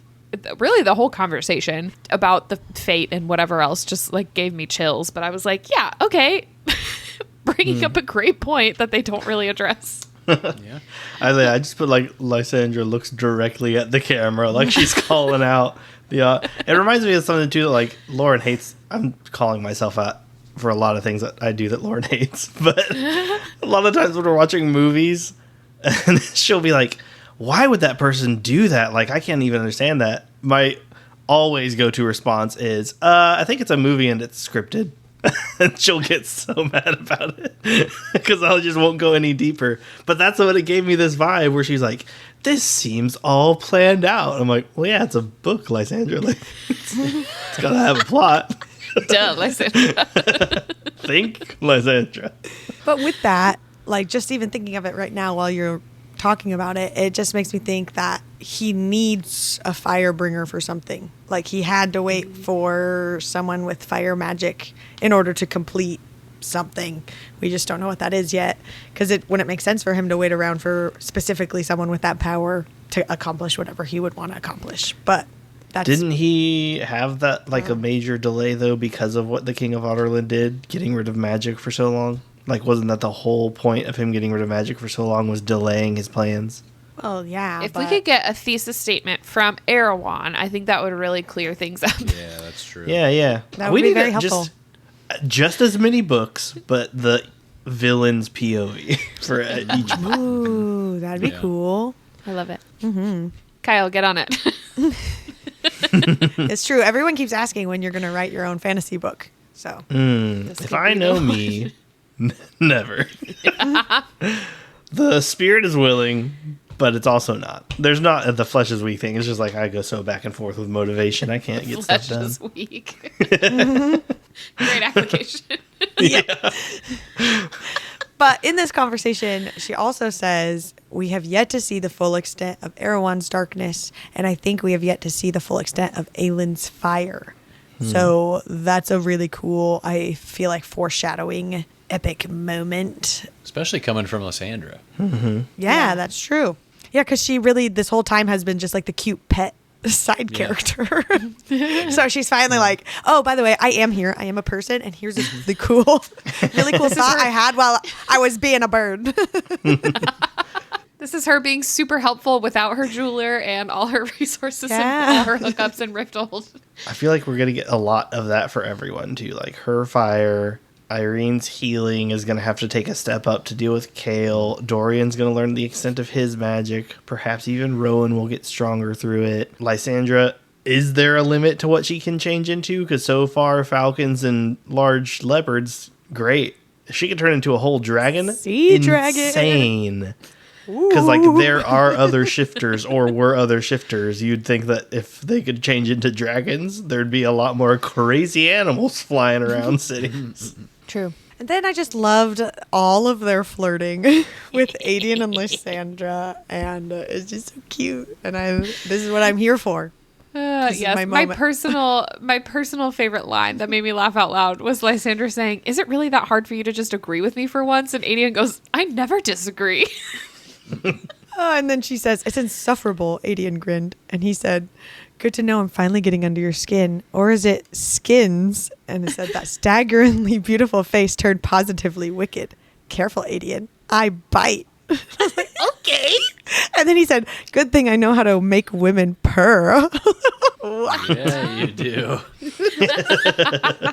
There he is. But then we get this whole, like, I don't know, sad take from Adian where he says, like, he'll never cross that line because of really what she's been through as, like, her whole life, especially with men and that whole situation. But also what he'd been through during those early years of conquest and how he had never shared that with Aelin or anyone.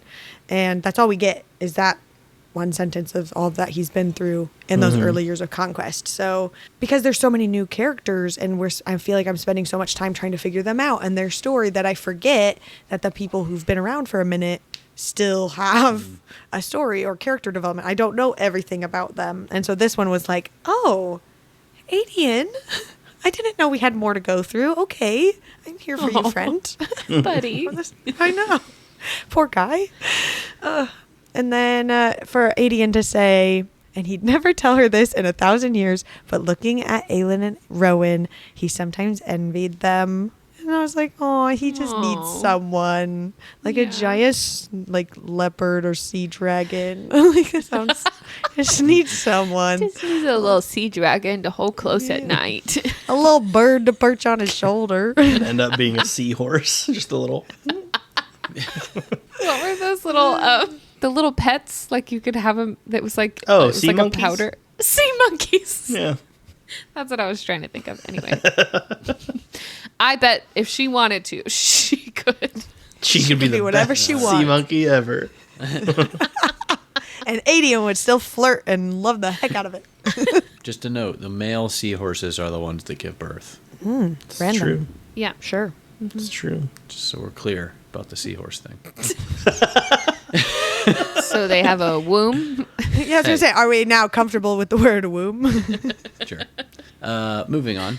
As they approach the temple, it says that one of the townsfolk behind them began weeping as a crown of fire appeared atop Aelin's hair as the cloth smothering Goldrin burned away and the ruby glowed blood red as said, OMG, go Hell yeah. off, queen. Such Let's a cool go. line. It's like, some stuff is about to go down. Yeah. For sure. For real. But the fact that all the people there, like, that were taking over the temple and stuff were human and not, like, Vogue was just really gross to me because it really has felt so far that it is humans versus these demons. And so to know that there are a large enough group to take over a certain part of a town of humans being also just straight up evil is disgusting. I don't know, like, how horrible of a person can you be to agree with that? But Right. That's what Erbin was. I mean, not a group of people, but just as bad. yeah, but he wasn't like, he was doing his own evil thing. He wasn't like working for a demon. No, yeah. I get you. But like that, I mean, that's even more so. He was literally only human, not working for a demon. These guys still do. also The human. worst. I'm not excusing it. I'm just saying we have seen humans do bad things. It's debatable. Got him. Got him. Hoisted by my own petard. Aelin burning this man alive from the inside out, though, is absolutely crazy. Yep. That's it. That's the tweet. That's the tweet. Well, and it was like, as I was reading it, and it's like describing it more and more, and it's, talking about how he's turning various shades of gray, including his uniform, and it said, but as a sea breeze brushed past, and the man simply fell apart into nothing but ashes. And then Adian realized with no small amount of shock at what she had done. And I typed in my note, well, just call her Thanos. I put a little picture of the snap. That's exactly what just happened to this guy. I was talking about it with Lauren earlier. I was like, that was cool. That was a cool thing to do. It was not a cool thing to do. It was cool looking. She's a psychopath, and I'm glad that she's not a queen yet. Like, if that's how you're acting, if anyone gets in front of you, is instant and dramatic death for onlookers to enjoy. Then you don't deserve to be a queen. I'm sorry, but like that is way too far. There are things as a queen that you would take people to court. You don't get to go around your land and just snap your fingers, burning people from the inside out.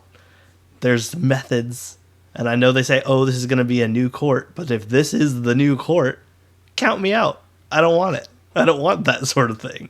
This is the same thing as any other king or queen going around saying, I don't like you, you're dead. Off with their head. So don't go off, queen. Yeah. A big reason why I'm over Aelin as well. All right. I don't know. I feel like she has to like obviously these people are evil. Yeah. I'm not saying they're excused. I don't know. We're seeing her like testing out her power and her like building up what she's going to have to do. Tested on a dummy. Assumingly. Kyle. Okay. I was just trying to defend Aelin. I think John is very debatable on this one. That's debatable. Tested on the dummy. Really get in between all those hay straws. Yeah. Which I know she has practiced her power a lot. She has demonstrated how much control and power she has. But that is just not for me. Like, it was very dramatic. It was unnecessary. Honestly, they could have stabbed him and he would have died, and I don't really care how that happens. But the fact that it's so dramatic, like, oh, I am here, the new queen, I'm retaking my land, and I don't like you. Instant death because I counted to 3. Get over yourself, Aelin. Yeah, but a bunch of guys ran away. So, like, ultimately she was giving other people a choice. Like, this guy had gotten to a point where she, technically, I understand your point, said that he wasn't worth it anymore or whatever, and all the other people were able to run away, or that she is trying to make a statement that like, you can't mess with my whole entire country. And I don't know, I'm not against it. I don't think, I mean, you can do that with proper processes too. It seemed like, because I know a big part of this, we go back to Tower of Dawn, I think, like at some point after Eventually. they've gotten there I already. went to Kingdom of Ash. But like when we come back to this point, we've already had or I guess it is here, that we had the conversation about like symbols and things too. And I think it's also partly because they're at Brandon's temple. So it's like, Oh, yeah. there's a few things there that I feel like she is wanting to make an example of them in this instance. Yeah. And I get it. And even to the point where he didn't have to fully die, with what he was doing to the people in the temple was awful. Burn off certain parts of him. That would still show a lesson. You have so much control. Better. Burn out his eyes. I don't care. His tongue. And let him live. Yeah, that's fine. That's worse, I feel like. I mean, obviously that's worse for him, but like, Yeah. But now, But the thing is, but now nobody sees him. He doesn't see. right. Well, and the thing is, it's very much to me a history's written by the victors sort of thing. So yeah, down in history, this will be seen as a heroic moment only because she is in charge. I'm pretty sure we all saw it as a heroic moment, and so did everyone else reading the book, except for you. All right. I saw it as cruel and unnecessary and a child not ready to rule. debatable. No, we did talk about that part though, of her like I am kind of glad that she didn't just come back and was like, and now I'm queen and I'm on the throne. Like, as much as Darrow is the worst and like that whole process was shocking and annoying, there is, I don't know, I feel like there's part of her story that needs to happen. That I guess her already being queen, already there. I feel like she still has that growth personally, but also just like obviously the whole story in general. And obviously not everyone in this city knows, but I mean, if she couldn't do that, and she can put Maeve's entire city in flames and spare those that she wants to, that means that she could kill everybody in a nation without moving very much if she wanted to. And if she's acting so impulsively as this, I do not like that. I don't think it's impulsive. She gave him time. She had conversations. She was doing the things. I don't know. She literally was like, we're doing this in the morning. I'm giving them 5 seconds to run and then I'm killing them. That's pretty impulsive. Well, it sounds like she had a plan, so. All right, whatever. I'll be in the minority. Yeah, let's move on. She's wrong. Well, and that's the thing, is that most of the random things Kyle says I disagree with are usually what's right, so. This is the last one that I have for Lysandra, but it said, Aelin had left her in falcon form, perched on a rotting beam in the cavernous archives, staring at the enormous rendering of a sea dragon carved into the floor, at last revealed by that raising fire. And we got a lot of these little sentences, just like all the ones I've mentioned so far, when she was going to turn into the snow leopard or whatever, and just like random things that she would get this information and things that she would find out about it. And then obviously she did, and it was this huge epic reveal, and it was really cool. And so now I feel like we're getting the exact same thing, but about the sea dragon. And when she described her power the first time we found out about it, she had to like know what it looked like, and she had to like think about, you know, what it actually was and like the actual physical look of it. And if she was saying, because she forgot how she originally looked, that she couldn't go back to her original. So the fact like this one where she's actually staring at a picture of it, I was like, okay, cool. So she's definitely going to be a sea dragon. Convinced. And then that the like whole lore of it was that when the sea dragons would return, and then so would the Mycenians, and then that those guys are going to come back, and then they're going to like more dragons will show up or something, and then they're all going to fight with them and stuff, and it'll be cool. Empire Storms, chapter 15. I was very confused about this whole rock situation, whatever this rock thing was with a capital R. And then it was just like, she stepped onto the rock and she was going to, not like that, and she was going to go to the rock. And it was like this whole like beginning of this chapter was all about some sort of rock. And this was me being like fantasy words and lore and something has happening. And then it said, Aelin bowed her head slightly to Brannon. And I was like, oh, okay. And then I just went with it. I assume this is like a raised up place in the temple, maybe, that you go to meet with Brannon or Sounds like something. To me it's a rock. Yeah. Sounds like a pretty big rock. It was just the fact that it was a capital R made it feel like it was supposed to be important than just a regular rock. God, I cracked myself up, man. Okay, well then I'll just let it go. But I will say I was a little confused about trying to like picture the layout of this place. Yeah. Like, was it like steps down, or was it just did it keep going up or something? And then what I picture is she came to like an anteroom, if you want to think of it that way. But then there were like at the end of it, there were like maybe a couple steps and then a rock, like kind of like a big rock, kind of like jutting out, like up and out a little bit that you could still get up and like climb on, and like walk to the edge or something. Because it said they were both had their like feet over the edge, right? yeah, exactly. Yeah, Yeah. I was picturing it like a cliff behind the temple or something. Yeah. I thought the same sort of thing. Yeah. I don't know. I was just very confused, and I was bringing this here for clarification, and John just kind of like got me good with that one. But sure, it was a cool Does that rock. to me all the time. And then Cool rock, man. I got a rock. Rock on.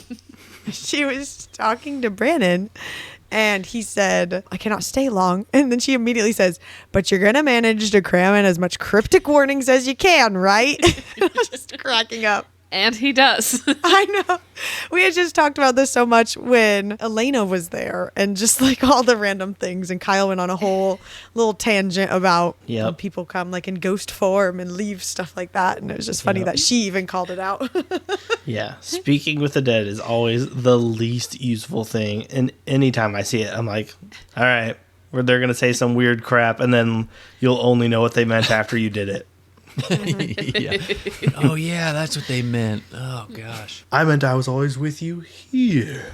Oh, yeah, right. Oh, no, okay. So the very first thing that she asks him, she says, "But first, tell me about Maeve." My gut reaction to this was like, why did she ask about Maeve? I know there's some questions about where her allegiance lies, I guess. I know was it them that found out about the Armada sailing from Windland or whatever? Talked about that in the last chapter. Yeah. Actually, if you were listening. Just a couple notes ago. Apparently I was not. So maybe it was because they learned about that. That was kind of like fresh in her mind. That was my guess.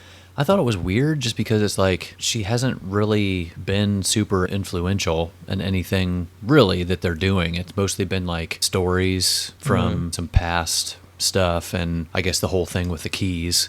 So it was just weird to me that she asked about her first and not more about like Erewhon or like the gates or like the keys. Or like even like where are the other two keys? Like why wasn't that the first question? And like wouldn't Rowan know some of this stuff to an extent? I would think. I mean, dude's 200 years old. Wait, how old is he? I thought he was older than that. I thought it was 500. Lorcan's 500 and he's 300. Lorcan's 5. Yeah. Maybe he is. Gotta be pushing 320. Yeah, at least. 2 or 3. But yeah, I mean, yeah, you're right. Like he would. Yeah, well, She says over 300. That's a big range. 320. Over 300? Just says over 300 years old. So he's definitely not younger than 300. Yeah. Yeah. There's a lot of numbers after that, which is what concerns me about the non-specificity. Like, do they know how big numbers go? I mean, I'm older than 35. So you're like 300? How long have you been over 35? It just says Lorcan is more than 500 years old. A while. Yeah, but my guess here was because she had just learned about like Maeve's or whatever in the ships that were gathering and stuff like that. But also I feel like she's had conversations with Rowan and he hasn't given her any information either. And even Brandon's like, she's super secretive and no one really knows her true power. But I do understand what you're saying when you're trying to get a mini boss when you could have asked information about the final boss, you know? Right. Yeah, exactly. Yeah. Yes. Yeah. And I just thought it was so funny, like the way that this whole conversation went, because it's just entirely unhelpful when she asks, can Maeve be killed? And he's basically like, I don't know. Good luck. Yep. Like she's like, what do you mean you don't know?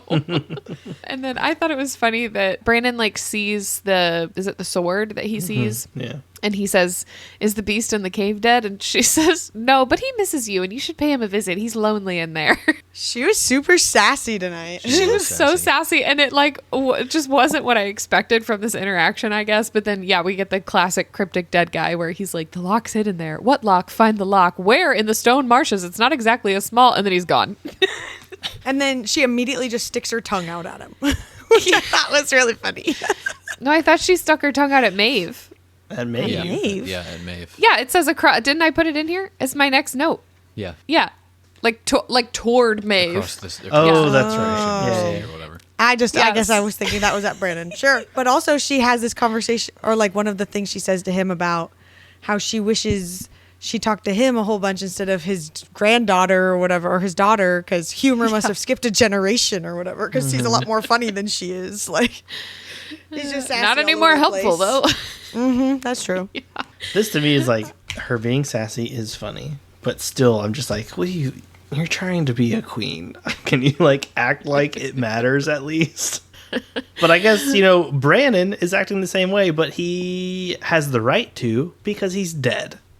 So, like, he can be as sassy, goofy as he wants. Nothing matters to him anymore. Nothing affects him.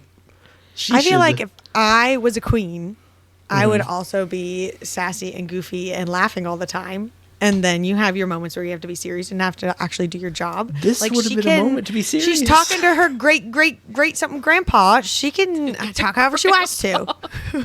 Isn't it like her grandfather or whatever? If you need answers, it's maybe not the best time. Whatever. Aelin, I don't like you anymore.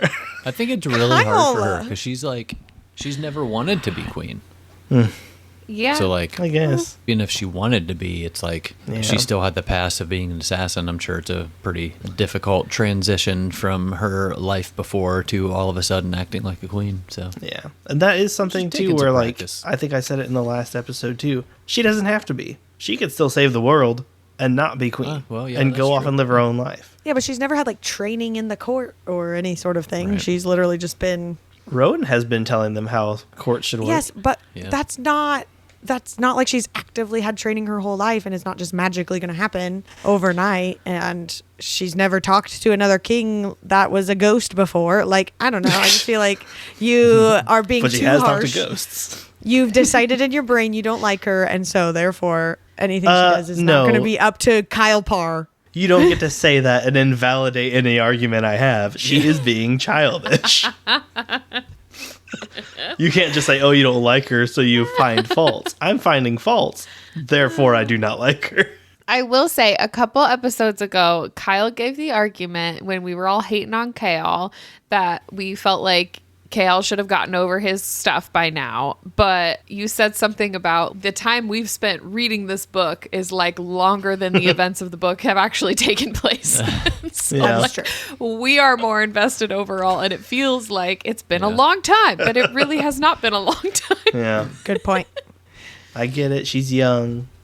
Greatness thrust upon her or whatever. Stop being Darrow. I'm not Darrow. I'm just saying, like, he's got some solid points. I'm so glad I took that video. I didn't think it would actually matter. I was going to send it to you in the moment of Faye, our daughter, saying that, but it ended up being really cute. And I'm going to put it in Discord whenever that episode comes out. So if you're not in our Discord, go there to see a cute video of my daughter talking about Darrow. Anyway, we can move on. All right, moving on. Anyway, this is the part where she sticks out her tongue, and I just thought it was funny because Adian was like watching her do that. But as soon as Brandon disappears, it says she frowned at the night dark sea crashing mere yards away, at the ancient queen across it, readying her armada. Aelin stuck out her tongue, and then Adian says, "Well, if Maeve wasn't already poised to attack, that'll certainly set her off." She says, "I assume you heard everything," and he says, "Brandon even winked at me before he vanished." Yeah, didn't have time to explain anything last minute, but I had time to take a quick look over at Adian. Yep. But I do like this part where, I mean, Adian calls her out on saying, like, I knew you had something up your sleeve, like, you should have told me. And earlier she had talked about how she was struggling sharing her plans, which she had promised she was going to do. And Adian says, we're a new court, new traditions. You said, even for you, like, you need to be telling us these things and keeping us in the loop and stuff. So I think that was part of her growth as well, going from being an assassin where it is like every man for himself, and she didn't even tell her closest allies there what her plans were just in case, and to coming to where she can trust the people in her court. And like that will be part of some of her character growth that I hope that we see. I just had a note here because I'd forgotten about this, but that the prince was the chief overseer of Endovir. I was like, oh shoot, I totally forgot about that little nugget. And then obviously when Erewhon just like busts out of this dude's chest cavity, like, oh, all right, this is happening. I just feel like that's kind of what's the phrase, like mulled over or whatever, because you don't really think about it in the moment, but It's the opposite. it's like they're talking to a face inside of a dude's sternum. Yeah. Like, Gross. yeah, okay, Yeah. Every time he's speaking and his jaw moves, there's like a rib going up and down, like over here or something. You know what I mean? I don't know what's going on. Pretty crazy. Anyway, Little magician puppet in there. yeah. Yeah. Hi. But just the fact that like Erewhon specifically had this guy knowing that would get at her. Yeah. And so like knowing her past and knowing who she is. And then like even the prince had said, usually we pick people more handsome or whatever. And he doesn't even like being in this guy because of how evil he was. And I don't know, it's just creepy and gross. Yeah, I had a lot of highlights from this whole like fight with the overseer, but my only actual note was just in all caps. I was like, what the actual F? I must have shut this out of my memory after I read it the first time because I like don't remember any of this. And I didn't even want to type my highlights from it. Yeah. The only one that I like super focused on was the fact that, you know, what are collars and rings compared to a solid heart, a heart of iron and wordstone to replace a coward's heart beating within. So first of all, super creepy that that's also being done in Morath, that they're literally doing heart transplants down there in like the most creepy way. But also, I literally just thinking this in the moment, this is also another way that there are people who are Vogue that you don't have collars or rings, and that they still could be necessarily like sneaking around looking normal, as long as they don't take off their shirt and you see their giant scar where their heart was replaced or whatever. As long as they don't punch their way out of their chest. Yeah. I wrote the same thing. I was like, oh, good. There's no way to like identify the enemy again anymore. Just the fact that, Erewhon shows up and she just says, at least you know how to make a good entrance, Erewhon. I was like, oh gosh. This is an italics conversation. It says italics. And for making you realize how fruitless standing against me would be. That voice whispered right into her skull. And I think it does to Adians too. And I just would love to know Kyle's thoughts on italics talk. Because he's so against that it happens ever. If you read the quote, it does explicitly say the voice goes whispered into her skull. So yeah, I'll go with mind games on this one. And then I wrote something in our notes in italics, which is me speaking directly into your brain, Lauren. So I won't even verbalize it. It's not nice what he wrote, folks. Rude. Anyways, so this is like she's fighting it and they're going back and forth, and it even like throws her across the place and it's all intense. And it said, but the overseer body at last ripped apart under her power, the dark shields around it yielding to her. And some small part of her realized that it only did so when Erewhon deigned to leave those amused ember-like eyes guttering into nothing. And I highlighted that. And then my note here in my Kindle was, so we've all basically lost hope at this point, right? Like we can't even defeat this like random guy that Erewhon's weird face is in, let alone the actual Erewhon himself. And I'm not sure if I was Aelin, how I would be feeling in this moment. I just wrote, it's probably going to have to be a team effort. Everyone combines their magic into the pure power of friendship to rip the darkness right out of his soul. Then he'll be in season 4 as like a regular dude trying to learn to be good in like comical ways. And they'll be like, oh my gosh, Erewhon, you can't do that. And he'll be like, I'm trying to learn. Oh, and then she just says, Erewhon had like said, you know, I know where Dorian is. I know where Rowan is. My people are after him. Like after them, we're going to get them, like whatever. And she thought to herself, and if they were ever captured, he'd make her watch as they were all carved apart and filled with his power, make her look onto their faces when he'd finish and find no trace of their souls within. And then he'd get to work on her. And I was like, is this foreshadowing of somebody? How like at some point Kyle had said like, she's going to come across someone that she knows from a past time that she thought was dead, and she's going to have to see him face to face, and they're going to have to battle. It's going to be a whole moment. And I was like, is this like an extra foreshadowing of that? Something happening? Foreplay. Foreplay for what? The ultimate enemies to lovers. That's Erewhon and Aelin together at last. Is that your couple theory? Erewhon. Aelawaren. Doesn't work the same. Yeah. Oh no. Anyway, back over to Tower of Dawn, chapter 11. I was just laughing at this line in Kale's POV about his eagle sword he had thrown into the river. The quote is, "It was instinct to rest his hand on a sword that was not there." And I went, "No thung?" But then I wrote to that because is this echo inside of Kale, the king of Otterlin? And so that was the king of Otterlin being like, oh, I got to put my hand on my sword. No thumb. But it was talking about his eagle sword. It was. I was just making a joke. Maybe. That's why I wrote under your note. And I was like, what? It's talking about the eagle sword. It's the king of Otterlin. I don't know. I'm convinced. Now you're making theories off of our unhinged notes. Okay, but the banter between Kale and Irene, I just was dying. This is when she's asking him to like help teach the other girls like self-defense, and he says, "You realize I'm in this chair?" And she says, "And your mouth still works." He says, "They might not find me the most reassuring instructor." And she says, "No, they'll likely be swooning and sighing over you so much they'll forget to be afraid." I'm like, how would you know that, Irene? Well, and she was right. All of those girls could not get through like literally anything without giggling and laughing. It was a whole really cute for him. He had said, he had wondered what that smile would look like if she ever was truly amused, happy. And I was like, oh, you're wondering about her smile. You guys are so cute. Yes, and then she mentions the scar across his cheek. It says the scar adds a touch of mystery, she said, cutting him off before he could remember the slice down his cheek. And I wrote, what about the forearms? You're not mentioning anything about those. Those obviously got to get him somewhere, right? John's in the gym now doing forearm workouts. Yeah.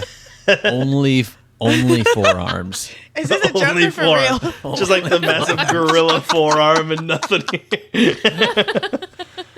They look like Sylvester Stallone's forearms from the Expendables movies. I don't know what that looks like, but I'm shockingly, sure I don't know the specific forearms you're talking about. But clearly you do, John. They're too much forearms for you.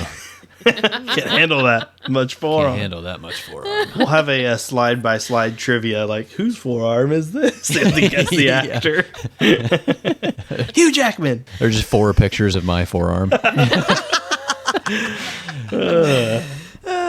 But along with what Connor was saying, with her saying, like, you realize I'm in this chair, and she's like, and your mouth still works, and now they're talking about riding the horse, and he said, you need legs to ride, and she says, so it's a good thing you still have both of them. Like, I just love that she's giving it right back, like, there's nothing wrong with you. I mean, like, obviously you can't walk, but like, ultimately you can still do all the things you were doing. Just, I love that she's just giving that to him. I feel like her time in what was the place that she was at for a little while? Inish, yeah. I feel like her time in Inish prepared her for these clapbacks, basically, is what it is. Like dealing with difficult patients and stuff.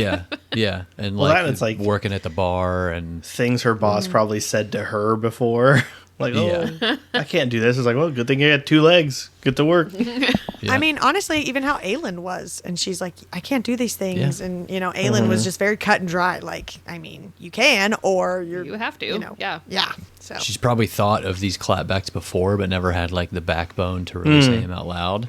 She's like in the shower going over the conversation. Like, I should have said this. That would have ruined it. That's right. Yeah. Backbone. Oh, what a choice of words. Poor Kale. But yeah, and then I just thought this was like kind of a vulnerable moment for Kale, but he was kind of thinking about that opportunity to like get back on a horse, and it said to ride, even if he could not walk, riding. And he says to her, please do not give me this hope and let it crumble. And I was like, oh man, like that's kind of deep. I don't know. It's one of those small things that I feel like he is so used to, and to give him this, like he said, to give him this hope, and then for some reason he not be able to do it for whatever reason. But I think that kind of goes to show Irene's, I don't even know what the word is, because she makes him the brace. Bird? For like the horse. Yes, bird. Thank you. And she ends up like commissioning the brace, and I just was like, maybe it's that skill of like the healer side, like part healer, part therapist, to like just instinctively know what somebody needs But yeah, I don't know. It's just one of those things. It's finally kind of going well for him. And I think he's starting to get that mindset a little bit. He's like, okay, maybe this is a good path to go down, and this chick seems okay. So kind of thing. So because before that, in the conversation where he's like, oh, you need legs to ride, he's sort of giving himself and her excuses to not allow hope. Because I feel like until then, where he says, please don't give me hope, let it crumble, it's like I feel like part of him was almost wanting to come here and have them say, we can't do anything. And then have him just be like, okay, then I'm done. Yeah. Yeah. Because he doesn't want, to build up hope and fall down again. He'd almost rather just stay where he is. Yep. Fall down again. Heyo. And then we get another just Kale from Kale. Which, of course, every time that pops up, we just got to chuckle at that point. And then, of course, the next healing session, and Irene tugging off Kale's pants with that cool, swift efficiency. And I just wrote, oh, to be professionally pantsed by Irene. That's right, Kyle. You and me both, brother. So where is this Tori Chesme again? I love this for you guys. I'm so glad you guys have a book girlfriend that you can fawn over together. So happy for you. It's hard to do over Lysandra right now because 90% of the time she's been an animal. So Because she's a bird. 'cause she's a She's bird. the bird. I got a bird on the mind, apparently. She's an animal. You gotta look at it that way. I will, Kyle. Wow. Okay, so Irene tells Kale about the attack in the Tori Chesme libraries, and she had said, I wonder if it was not just what I was researching, but also that I'm healing you. And that goes with my whole potentially someone's listening theory, or someone's trying to stop this echo, whatever is happening in Kale, from being taken out. I don't know why else they would care that they're healing Kale other than potentially that, if it's like a Vogue situation. My last note from this chapter is just that I freaking love Irene so much. I love this kind of answer that she gives to Kale about, we just get some more depth into her character here. And she says, I once lived in fear of other people. I let other people walk all over me just because I was too afraid of the consequences for refusing. I did not know how to refuse.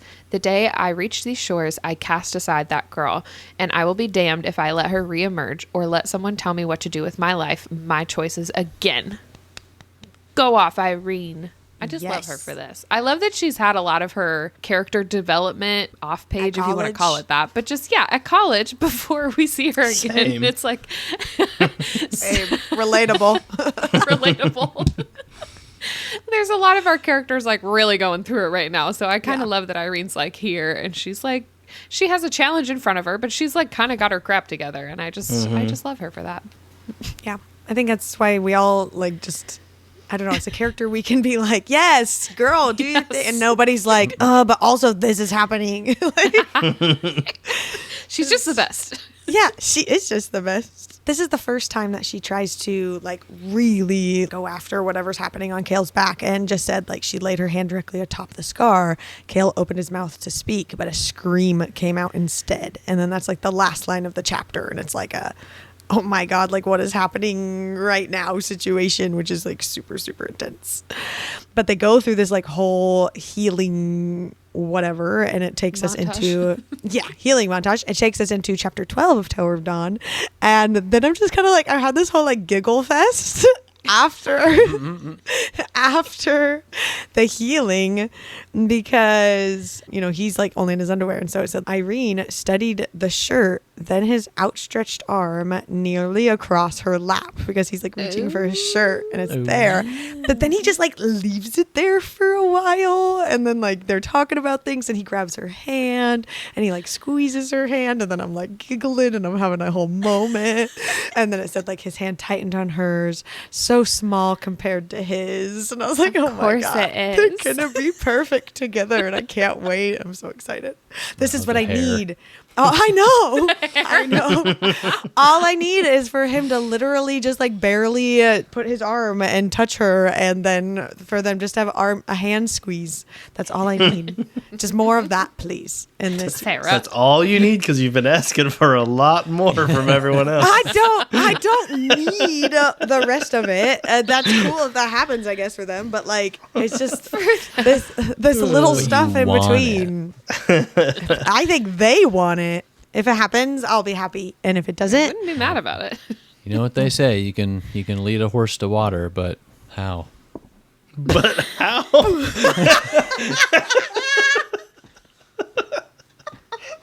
Age-old like- question. It's like somebody asking like their teacher, but how? A bird in the hand. Am I right? We'll poop on it. Oh man. ooh, okay. I used to do that to Lauren all the time. I used to just go, I'm "You crying. know what they say?"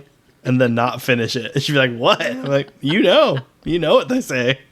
My cheeks are. Ooh, that was a good one, John. But they're still debriefing after this whole like healing montage, Yeah, as they Con are. called it.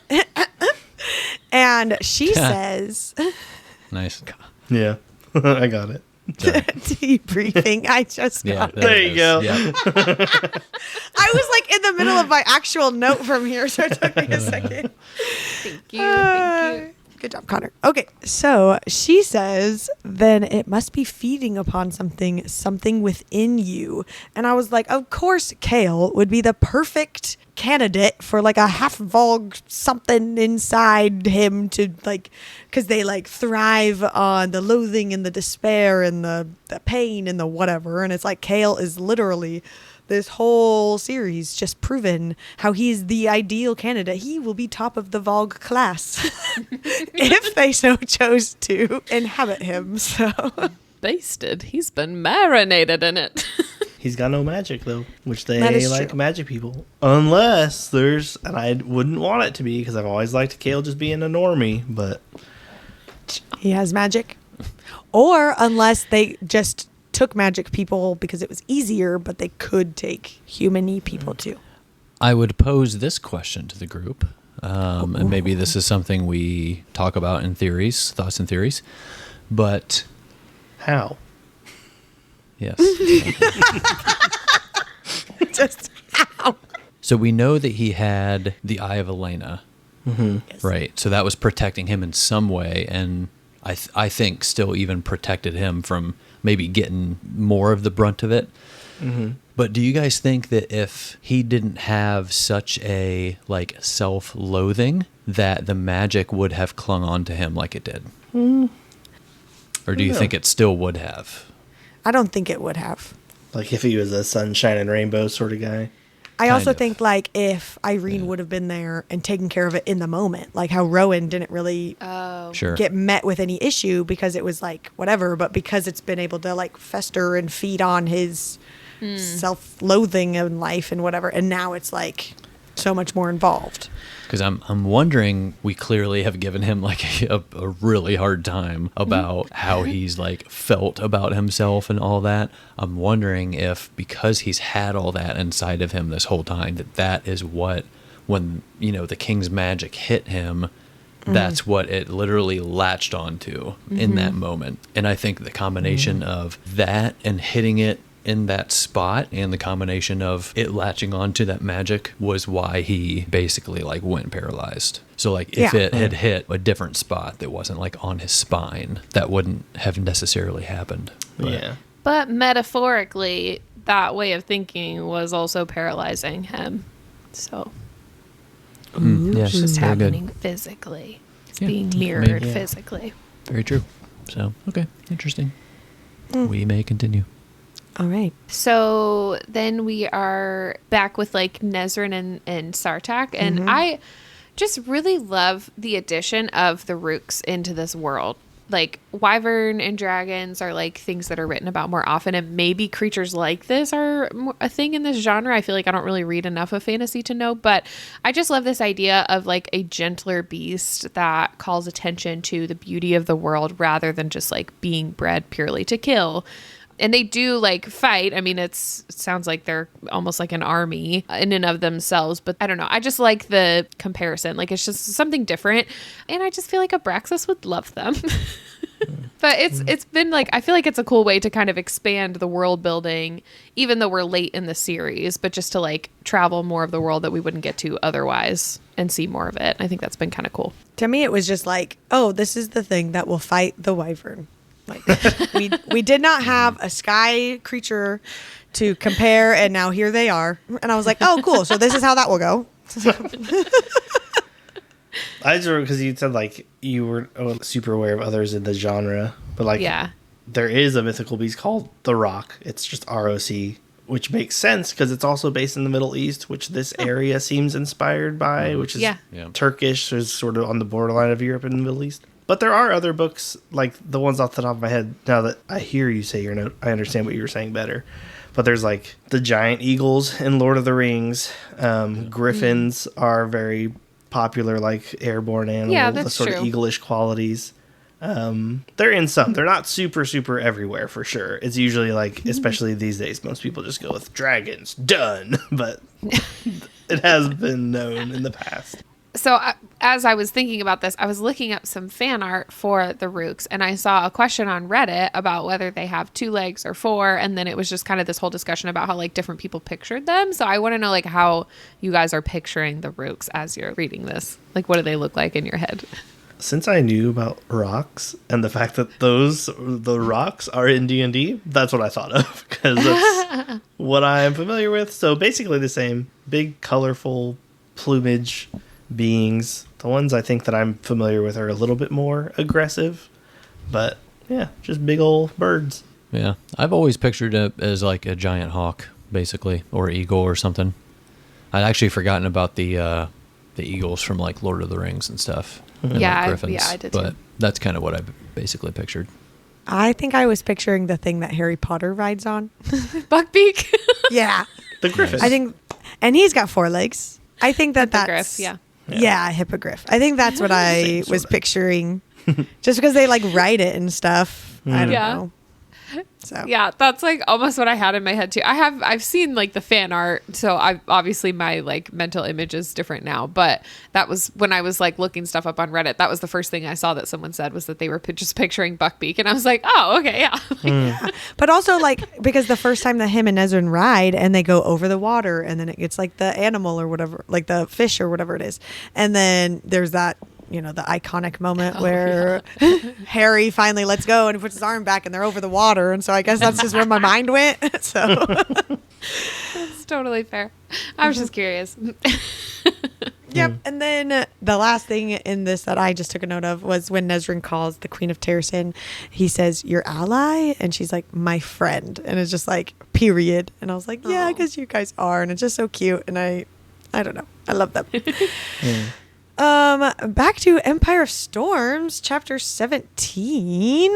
Okay, so honestly, we switched POVs so many times in Empire of Storms. And then obviously, we're doing the tandem read. So we also get all the POVs over there. And so it's been a hot minute since we've been with Manon. And because I'm reading this over a week, so it's not like I just sat here in one day. And so I was just like, oh yeah, Manon, I don't remember what's happening here. There's like so much going on. And then it just said, on the last morning of Astron's life. And I was like, oh my God, I forgot this was happening. And I was like invested, and I like reading super fast because it just like took me a second to be back where we were. And I think that's just probably a tandem read issue a lot of people have. Yeah. But this was my first time to have that. So, but I'm invested. For sure. For sure. I feel like I was a little more emotional about this because I read most of these chapters in like, I don't know, probably 2 days. So I was reading them all like closer together, but I had a contribution to the cry counter here. I shed a few tears for Astrid. Again, even though I know she's going to be fine.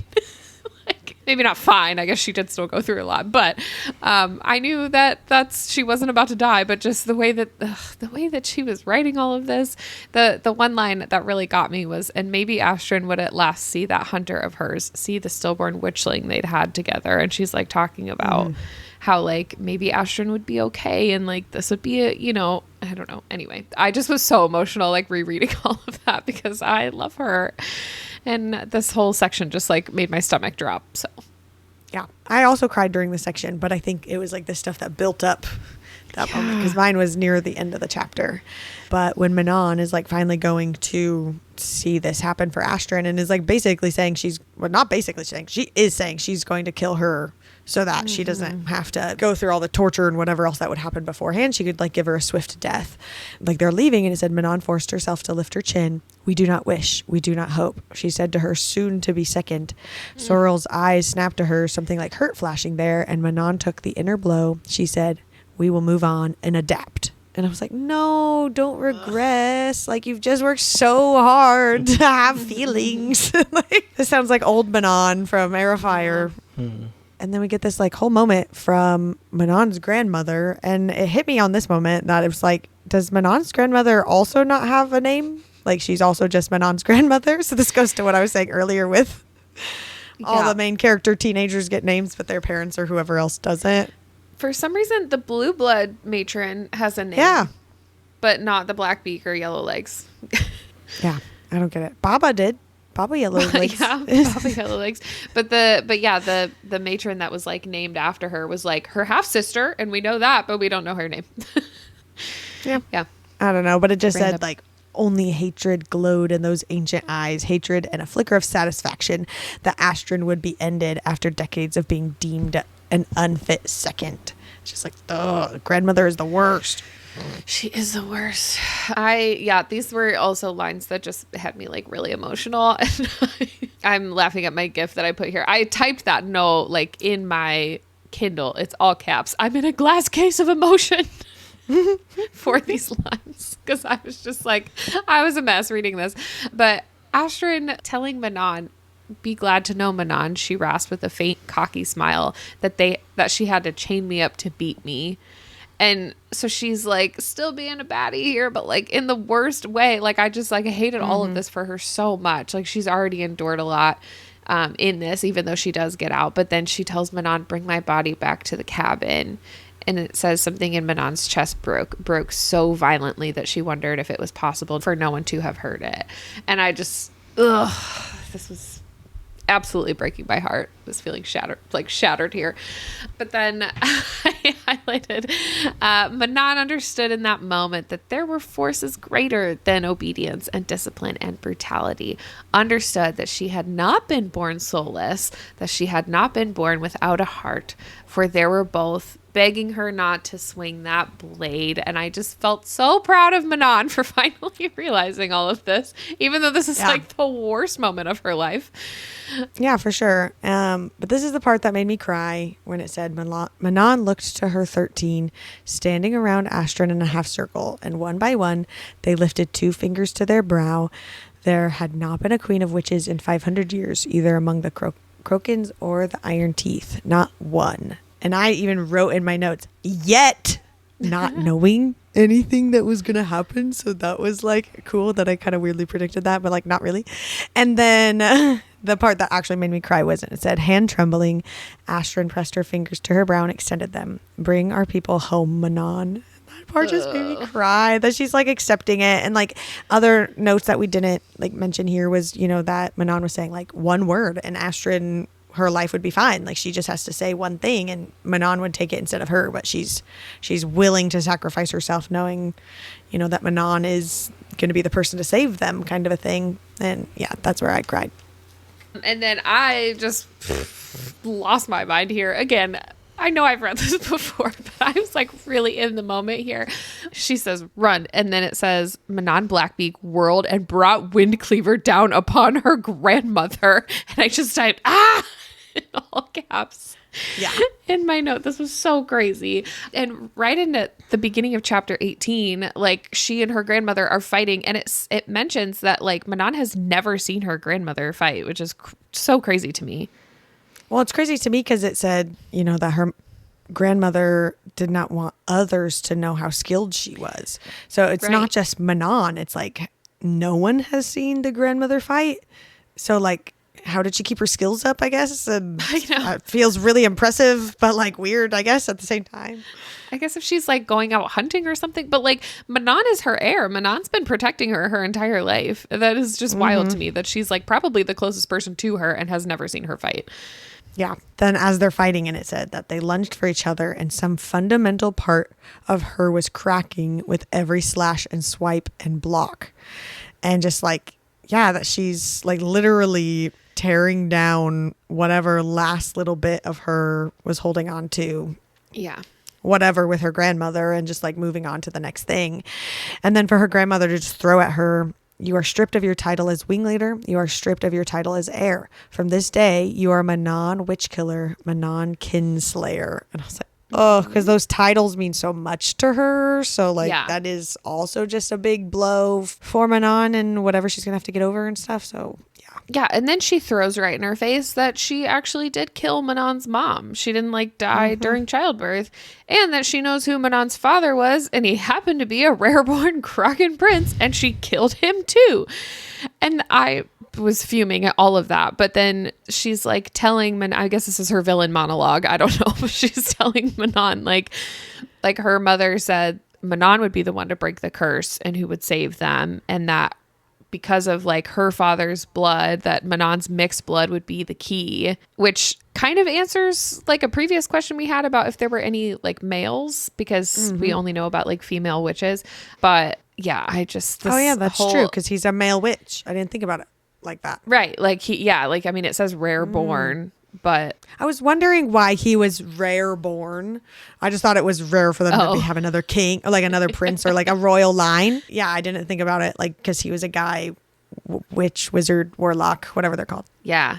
Interesting. But yeah, then for her to just say like, so you've been a kinslayer your whole life, hunting down those Krakens, your relatives. When you were a witchling, your father searched the lands for you and he never stopped loving your mother, loving her, and loving you. So I killed him. And his despair was delicious when I told him what I'd done to her and what I made you into, not a child of peace, but of war. And then it said like in italicized, made, because that's what the Kraken that she killed before had said. Yeah, I mentioned in an earlier podcast, like the weird amount of things repeated in threes like that. And there's a lot in this section. And I'm not sure if it's just to drive a point home, or I wonder if there's more to it than that. But there's a few of them. I point them out later as well.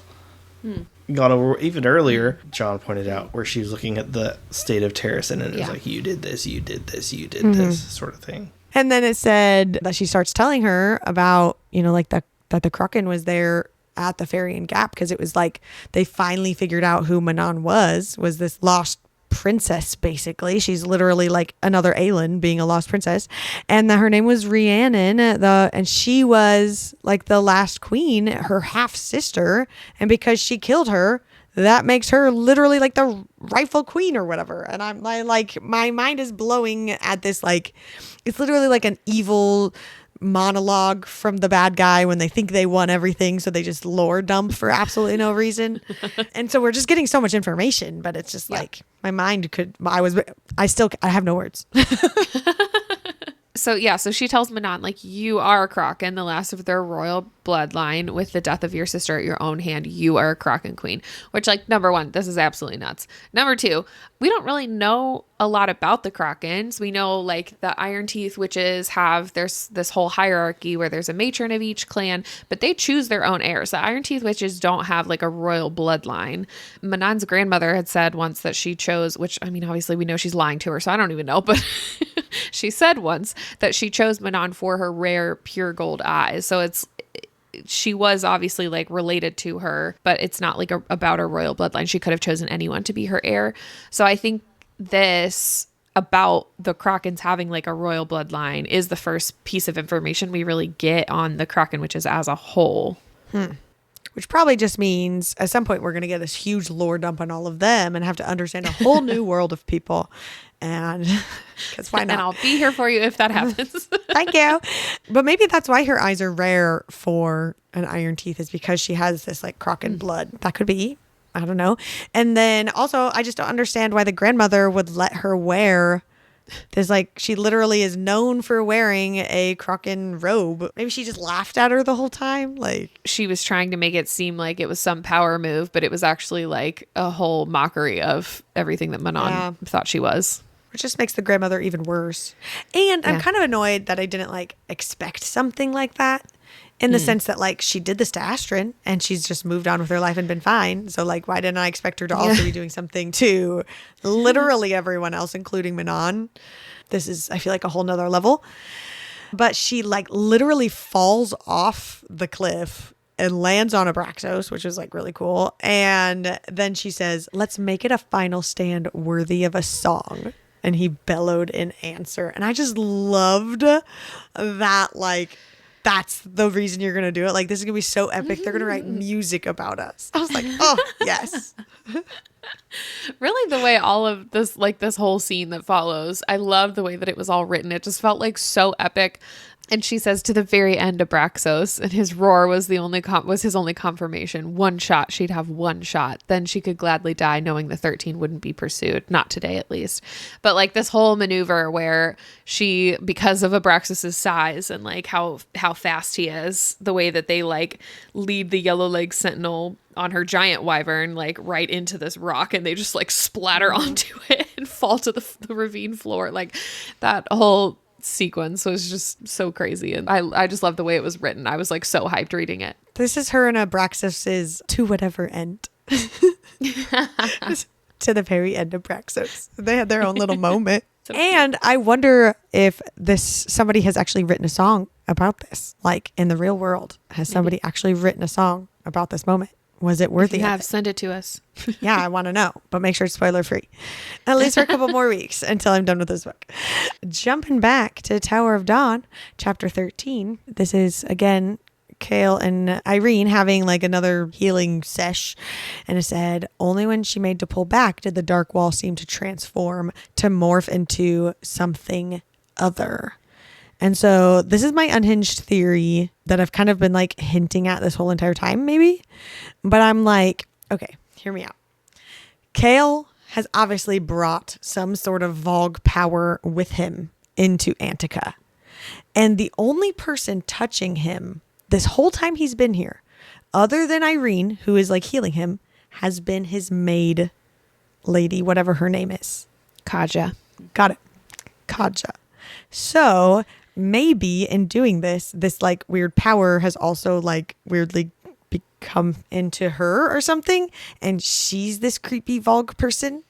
And I only have that because like, yes, we know like people are listening and doing all these things, but like the fact that like later in this chapter he calls for her for, I think it's for the tea, and it said the servant immediately appeared too quickly. She'd been listening, waiting. And then we get like a couple moments like that, and then a couple moments with Irene like sending her on these like crazy unhinged like searches around the castle for things to like get her out of the way. And I just feel like she wouldn't like Irene. She's trying to help her, and I don't know, I know that's weird and random, but I think that she's the like Vogue person. That's my theory. And that's why she's listening, and she's too much around, and she's the only person touching Kale. And then with the theory that you don't have to have a ring or a collar to like have the Vogue. That's my theory. No comments? Sweet. We're moving on. Okay, this is also maybe an unhinged theory, but she's like telling Kale about whatever she saw, and it says, as if she were looking through someone's eyes, she knew on instinct that they did not belong to Lord Kale. And so she's like being able to see Morath. And my first thought was like, so if she's seeing Morath, is Morath being able to see her? After what we saw Erewhon do with like a creepy chest face thing in Empire of Storms with Aelin, I feel like it would make sense for him to also weirdly have eyes in whatever's happening in Kale and his whole weird Echo situation. Later, I think we learned that it's probably just like the King of Otterland's memory, and it's not like a current view on what's happening in Morath. But at the time, I was like, she's actively seeing current live footage from Morath. From the scene. Yes. That makes me nervous too, if it really is, and like somebody's like seeing them. Are they able to spy in on them? Is everything they're being said like getting reported back to whatever's happening with Erewhon? I don't know. I'm just trying to put it together, and this probably makes no sense. Well, and I think it makes sense because it reminds me of the cauldron. That's what I was thinking when you said that. Yeah, for sure. I'm tracking. I just had a little note that I love these things that Irene is kind of noticing about Kale. And these are things that I just like love about Kale's character. Because for as much as we hate on him, there are things that we love him for too. I love Kale, but yes, he's annoying, but I love him. Yes, exactly. But I love that she's noticing like he's a man used to being obeyed and to giving orders. But there was also this faint kernel of worry in his eyes. So like as much as he's used to being obeyed, he's also inclined to care for others and look after them, and he's driven to do it by a compulsion he couldn't leash or that couldn't be trained out of him or couldn't have been broken out of him, which was just really sweet. And then I loved this part that said Aelin, from Kale's POV, Aelin would have likely laughed to see him now, the man who had stumbled out of her room after she declared that her cycle had arrived, now sitting in this fine room, mostly naked and not giving a shit about it. But I don't think I would have even remembered that moment from the beginning if we hadn't like joked about it on the podcast. I also highlighted that part. I thought it was funny. But the fact that like we get this whole like, this is what Kale and Nesrin talked about, and this is how it went. And he said something like italics, and then however, and she said something else like italics. And we don't actually see the conversations happen. We're just kind of getting like recaps. You know, Nesrin's still kind of around. They said this, but he's with Irene. And she's a Sartak. It's like, but they also are kind of talking. And it just makes me feel like Sarah is purposely trying to separate us from them, like as a couple, not just like their own relationship, but like whenever Sarah makes that bomb that they're not together and he's with her and they're with them or whatever, then we're not going to be like, but it's Nesrin and Kale forever. Like, I feel like she's trying to separate us from them. And then I really don't mean to be insensitive here, but like the first time we meet the Coggins family and whatever, it's all about them like killing and dying and trying to take the throne. And it's all about that. And then like one daughter dies and now like nobody can handle it. And like the mom literally can't exist, but she knows what she married into because all the other ones can't find someone to love because they know what they're going to marry into. And like the dad literally killed siblings and made them like have hysterectomies or whatever else so that he could stay Coggin, but like can't handle that his child died even though you had all of them specifically so that they could all die and one survive. Like, I get it. It's your family. You are sad. But it just feels like when at the beginning I was introduced to this family as they're supposed to be like this, so desensitized to this, it feels at this point that it feels a little much. And maybe that's just me being heartless, but that's where I'm at.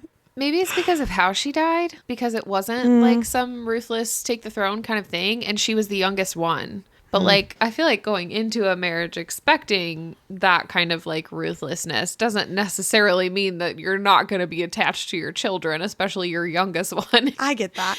But I feel like the dad more than anyone should be like, this is how it is. I went through it, you know, or whatever. Maybe this is just how I'm interpreting it. It seems like the mother is the one who is like really deep in grief. And so they're all just trying to like do all of this to be more respectful of her. Not that they're not grieving, but it almost seems like they're more concerned with like looking after her at this point. But I don't know. I see. Yeah, I never really thought about that. Yes, and then of course we get a little insight into, well, how it's worded, really. It says that Nesrin took a ride on Sartak's magnificent rook, and I just went, of course she did. Yeah. Well worded there. The note is literally HEH exclamation point. I know. I just, had to make a note about it. Oh, that's funny. I also just had to make a note about this little line at the end that says Sartak swore low and creative. And I need to know what creative swearing sounds like. Bing bong. That's the swear? That was it. Well, what comes after it, The people will know. She knows. Not the people, apparently. I know.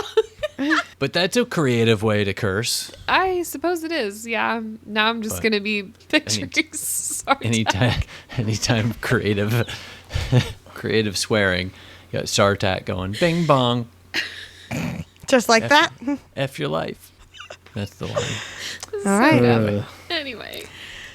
And then we just get this like casual stroll with Nesrin through Antica as she's like searching for the Vogue, I guess. And yeah, just like that, John, that looks great. And it's just like a quick, she's talking about all the gods and she's talking about all the temples and all the things that are there. And we get Nesrin had walked swiftly past Vanth's dark-stoned temple earlier, the entrance marked only by the set of onyx steps descending into a subterranean chamber lit with bone white candles.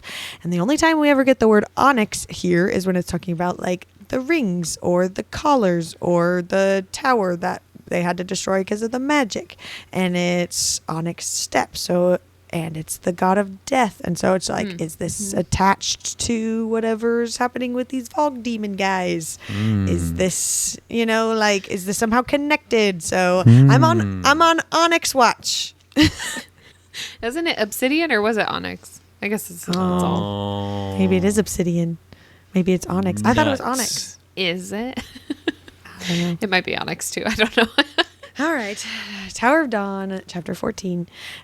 I just love this part from Irene. It was just like, relatable. But she was like so tired and she tried to eat in the middle of the night. Like she's having this whole moment and said she awoke past midnight with a fork on her chest and spiced slow cooked chicken staining her favorite blue gown. And I was like, not that this happens to me often, but I feel like everyone's probably had that moment where you're just so exhausted and then you wake up and something's all over your face or something's going on and you're like, how did I get here?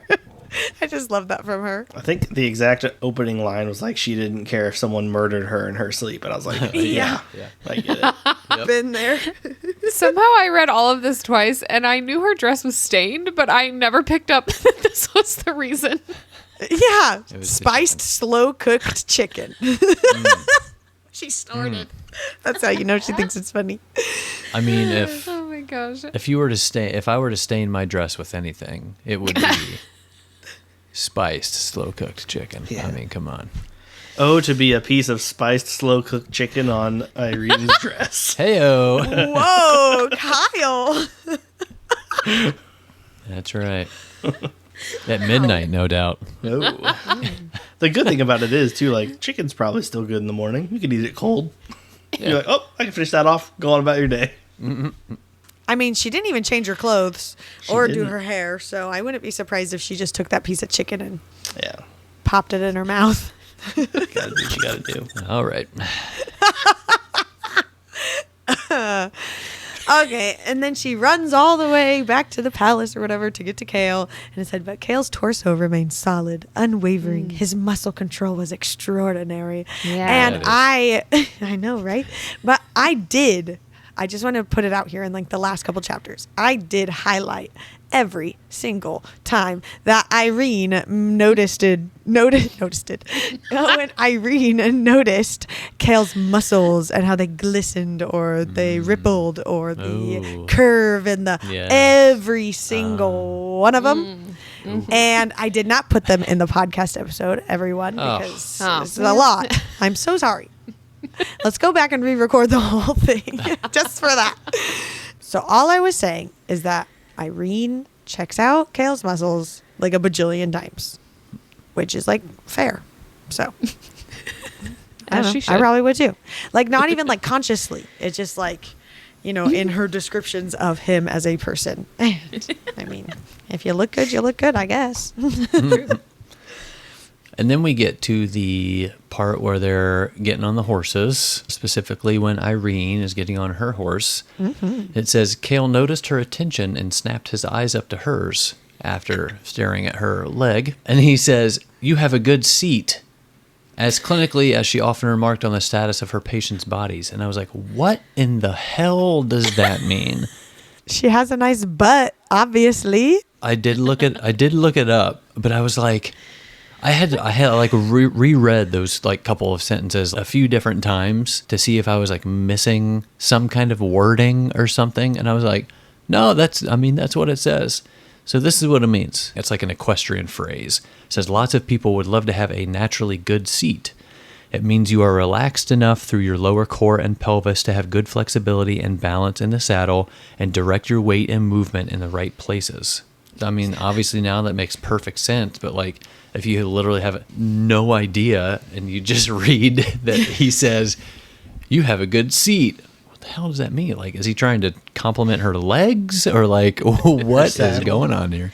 To be honest, probably the least nerdy thing, I did know that because I rode horses. But well, thanks for your help, Kyle. yeah, that's what I'm here for. Well, my biggest question is, how? Yes. How do you lead them? But see, John, what you have to realize with Kyle is that you don't need to Google things. You just wait until you can talk to him. He'll let you know. And he'll know. He'll fill you in. It's okay. Yeah, I guess that's true. That's what I do. I'm just like, Kyle will tell me later. I was thinking of Fourth Wing, where they're like learning how to ride on dragons, and they always talk about keeping your seat. Like you have to keep your seat. I mean, it kind of is Keep your that. seat, yeah. Where she's like moving her hips and pelvis to stay balanced. Like it is she is. basically. It's also where hold on to your seats came from. It's not literally holding on to a chair. It's maintaining your seat. Right. Nice. Yeah. I just don't like horses, so I never. You say you rode don't them. like horses? Correction, you hate horses. I don't trust them. They're too big. It's the teeth. So what about like miniatures or ponies? That's fine. What? No, I'm just kidding. I don't really like them at all. I'm not really. You're a fan. Payton from Powerless. Yes, You are Payton from Powerless. that was relatable to me. So anyway, I had to compare it to dragons in another fantasy series. Yeah, I'm with you. But then they're going through town and they're on their way to the Torre Chesme or whatever for the lesson in self-defense. That's the words. And it said men in the streets, workers and peddlers in the city and city guards looked twice, looked their fill until they noticed his stare and averted their eyes. And Kale made sure they did. I was like, yeah, I did. Take care of that lady. But also, this happened with Aelin and Rowan before they were like officially a thing. And Aelin was like giving people the stare when they were looking at Rowan at that party or whatever it was. And so now Kale and Irene are gonna fall in love. That's what I learned from this. Ooh. And then he says, how about we make a deal? You tell me all your deep, dark secrets, Irene Towers, and I'll tell you mine. And I was like, oh, what an enemies to lovers line there, where they're like finally finding some ground to like converse and share their feelings and all the things. And it's going to be a whole, I don't know that Kale was necessarily enemies with her, but she was definitely not feeling anyone from Otterlin at all. So, but either way, it's the two lovers part that matters here.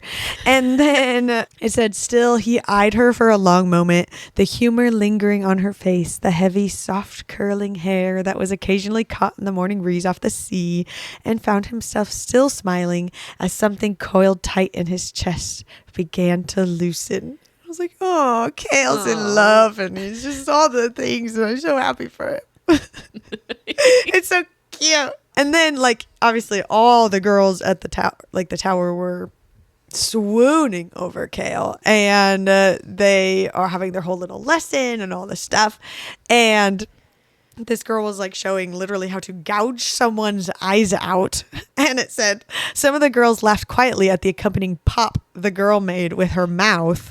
Aelin would have been beside herself with glee. I was like, oh, that's cute, especially because she like kind of taught them in an indirect way. Yeah. It's cute that they're gouging people's eyes out. Then we have this big section here with some like Kale's kind of inner monologue. Bear with me, I'm going to read it. He'd been sinking and drowning since, long before his spine. He wasn't certain if he'd even tried to swim. Not since that sword had gone into the river. Not since he'd left Dorian in that room with his father and told his friend, his brother, that he loved him and knew it was goodbye. He'd left, in every sense of the word. Kale forced himself to take a breath, to try. Irene stepped up to his side as his silence stretched on, again looking so puzzled and concerned, as if she could not figure out why he might have been the least bit. He shoved the thought down, and the others, shoved them down to the silt-thick bottom of the Avery, where that eagle-pommeled sword now lay, forgotten and rusting. And I loved this so much. Me personally, the previous books that we've like really piled on Kale, on my part, it was a little dramatized for this very Dramatized. I think it's dramatized. Played up. Played up, yes, thank you. I was a bit more dramatic in those moments just for this moment alone, because this is the point where he's finally like, okay, how I've been, I need to throw it out, into the Avery and let it sink to the bottom Avery like I did with the sword. And it's at like this point that we really do see more of that positive trajectory from him. And we finally get some real Kale coming out instead of like him still waffling back and forth between like being positive and self-loathing and all this stuff. Like obviously we end the section with some feeling in his toes. And I think that's just a perfect end. Maybe we'll get there, but I think that's a perfect end, especially after something like this to this chapter section, because it's just like emphasizing that trajectory forward for him. Yeah. When I read this, my initial thought was, so is somebody going to like swim down and get his eagle sword? And it's going to be like a symbol of him both coming out of the water and he gets his sword back. But you took it much deeper than that. And I appreciate your point of view. I'm also glad you said that, because I was reading this, I think, as like he was still suppressing a lot. Like he was shoving the thought down. Like he still wasn't facing it here. But then I guess him throwing his sword into the Avery was like him letting stuff go. So I don't know. I think I interpreted it differently, but I like the way that you said that. I guess that's true. I pictured it as like him not stuffing down those thoughts in like an internalizing it kind of sense where he like doesn't get it out. He puts it down where it belongs so that that they won't ever come up again. That's forgotten and resting, I think, definitely helps solidify that. Well, I'm glad we had this little chat. Tower of Dawn, chapter 15. I love that the guards all volunteered to be repeatedly flipped on their backs by the healers for this lesson in exchange for a cask of ale and Hafiza's strongest healing tonic, which was better than any alcohol. And then also made me laugh out loud. They come back into Kale's room and Kaja's standing outside, of course. And Irene gives her an inane order. I need dried thyme, lemon, and garlic. That might have very well been one of her mother's old recipes for fresh trout. I just love that she's like, I just need to get rid of her. Oh, that's not like a healing tonic. Yeah. It did make me laugh, but like it just makes me nervous, like that she's sending her away, and just the fact that it's happened multiple times makes me feel like there's emphasis specifically on this one person instead of potentially other things. I don't know. She's the only one who's just around all the time, and because she's the only one assigned to him. I know, but that's what's making me think it's. I don't know. She even warned Kale earlier about. In the moment, she was specifically referencing Kaja because, like, that's who was assigned to him or whatever. But she's like, it's smart that she keeps what she's doing to herself or secret because there are eyes and ears all over the place and you never know who's reporting to who. And she even alludes to, like, yes, they all work for the Kagan, but, like, the kids can, like, bribe them in other ways for their own purposes or whatever. So, yeah, I don't know. Something's going on with her. Maybe I'm just making it up in my head. You're on Kaja watch. Yep, I am. Kaja watch. Well, I'm trying to figure out who this Vogue person is. Because, like, clearly someone around is a Vogue. And it's hinting that they don't have to have a ring or a collar, right? Unless I'm just making it up. I don't know. That's kind of what I got. Putting it all in my head, and it's just, I'm not Sarah. I can't keep it all straight. I'm Lauren. I'm Lauren. Anyway. No, Connor, I'm Lauren. You're Connor. Oh.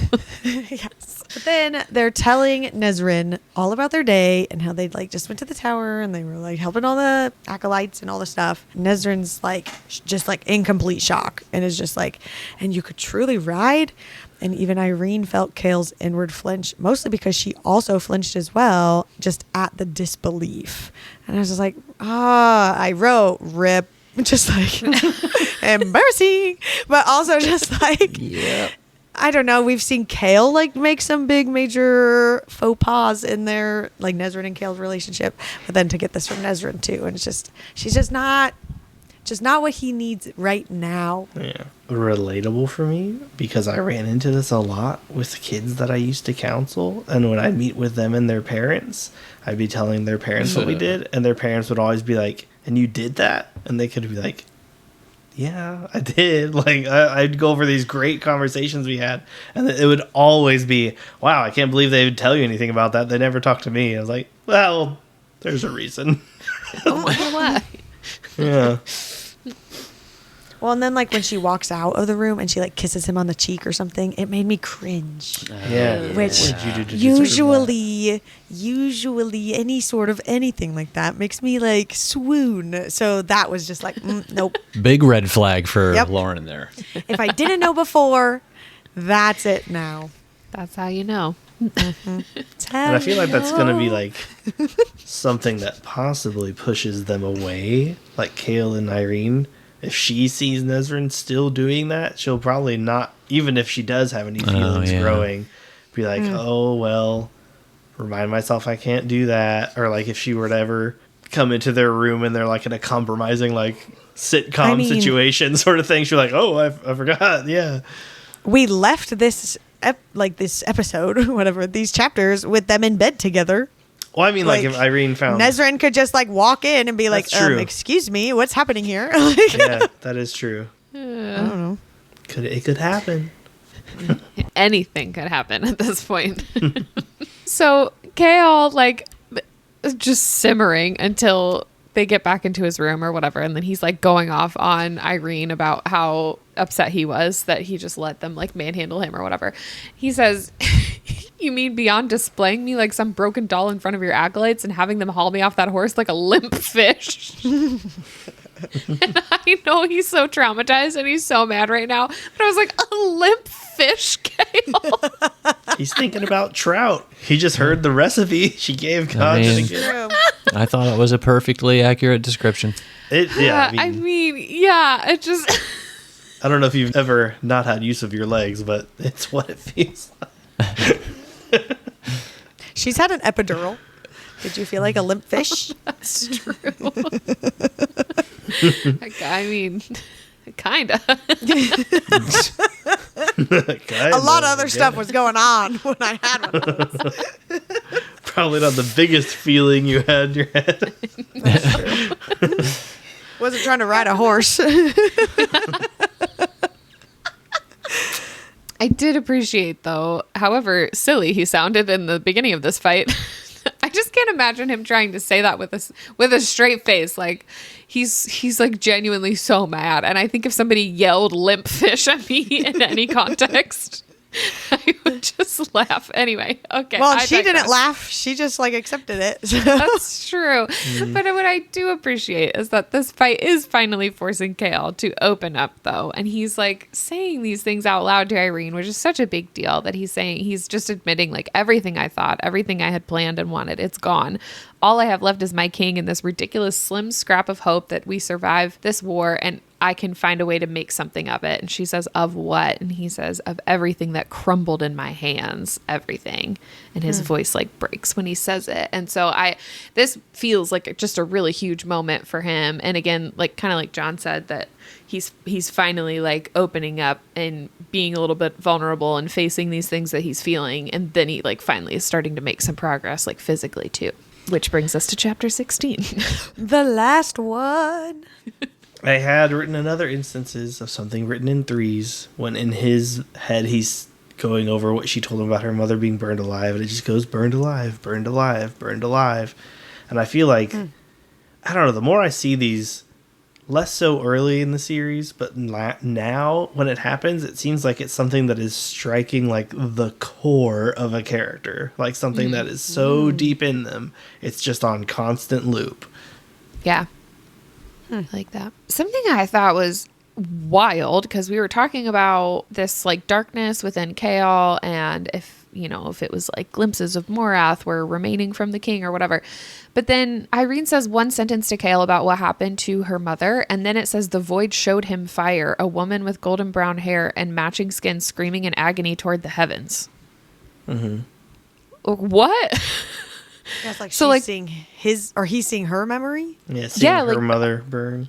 Yeah, like because she's interacting with the scar, like now he's seeing some of her memories, like painful memories, I guess. Does that mean it's like feeding on those things from her as well? I don't know. I just thought that was crazy. I don't remember that, but I'm like, clearly she can see some of his pain or whatever it's feeding on. But that really caught me off guard reading that. I don't remember that.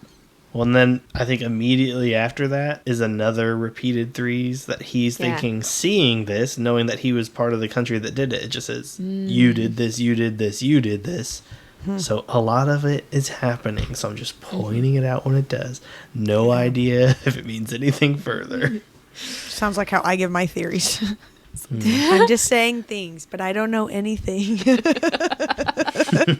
I get it. This part really got me because I mean, John's mentioned a couple times, like for as much as we've ragged on Kale, this, and this, and this is one of those that I was like, we've like just bashed the guy hardcore. And then we get here and it said, it showed a woman with eyes of blue flame and hair of pure gold poised above him, dagger raised and angling to plunge into his heart. He sometimes wished that she hadn't been stopped. Just like he literally wishes he was dead. And like, I don't know, just taking that whole next step further other than just like, woe is me, womp womp kind of energy to like actual wishing to die. And like, it made me sad. And I like Kale. I've always liked Kale. And I've like, as much as it's fun to like rag on him sometimes, I still love the guy. So, but this is my final theory for the night. It is the quote that not the gold or red or blue of flame, but white like sunlight, clear and clean. White light flared and a flicker through the dark. And Aelin said that it would take light to like take away the darkness. Like that was always like her thing, which was always her fire. But this is like not red or blue flame, but the white like sunlight, clear and clean. Later in this chapter, when Irene was telling Kale more about her mom, it said like Otterlin had always ruthlessly hunted down the magically gifted healers and like did that first. And that was like their main, like that was their first thing to do. So like, is there something special with specifically healers magic if it's pure white like sunlight? And is that something that could, like right now, is seeming to break down this wall of the black with the Vogue and potentially taking whatever this is out of Kale? So is that something that maybe a really gifted healer could actually take like a full-on Vogue person out of someone? And then same with that sentence earlier from Kale where like, you know, even without the collar or the ring, like it's still implanted. So like, could the healers take that out?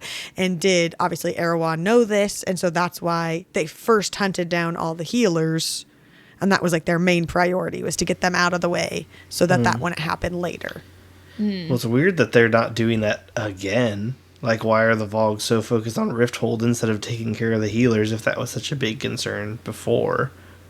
But then also maybe that would mean that Irene plays a bigger part in actually like taking care of Erewhon himself.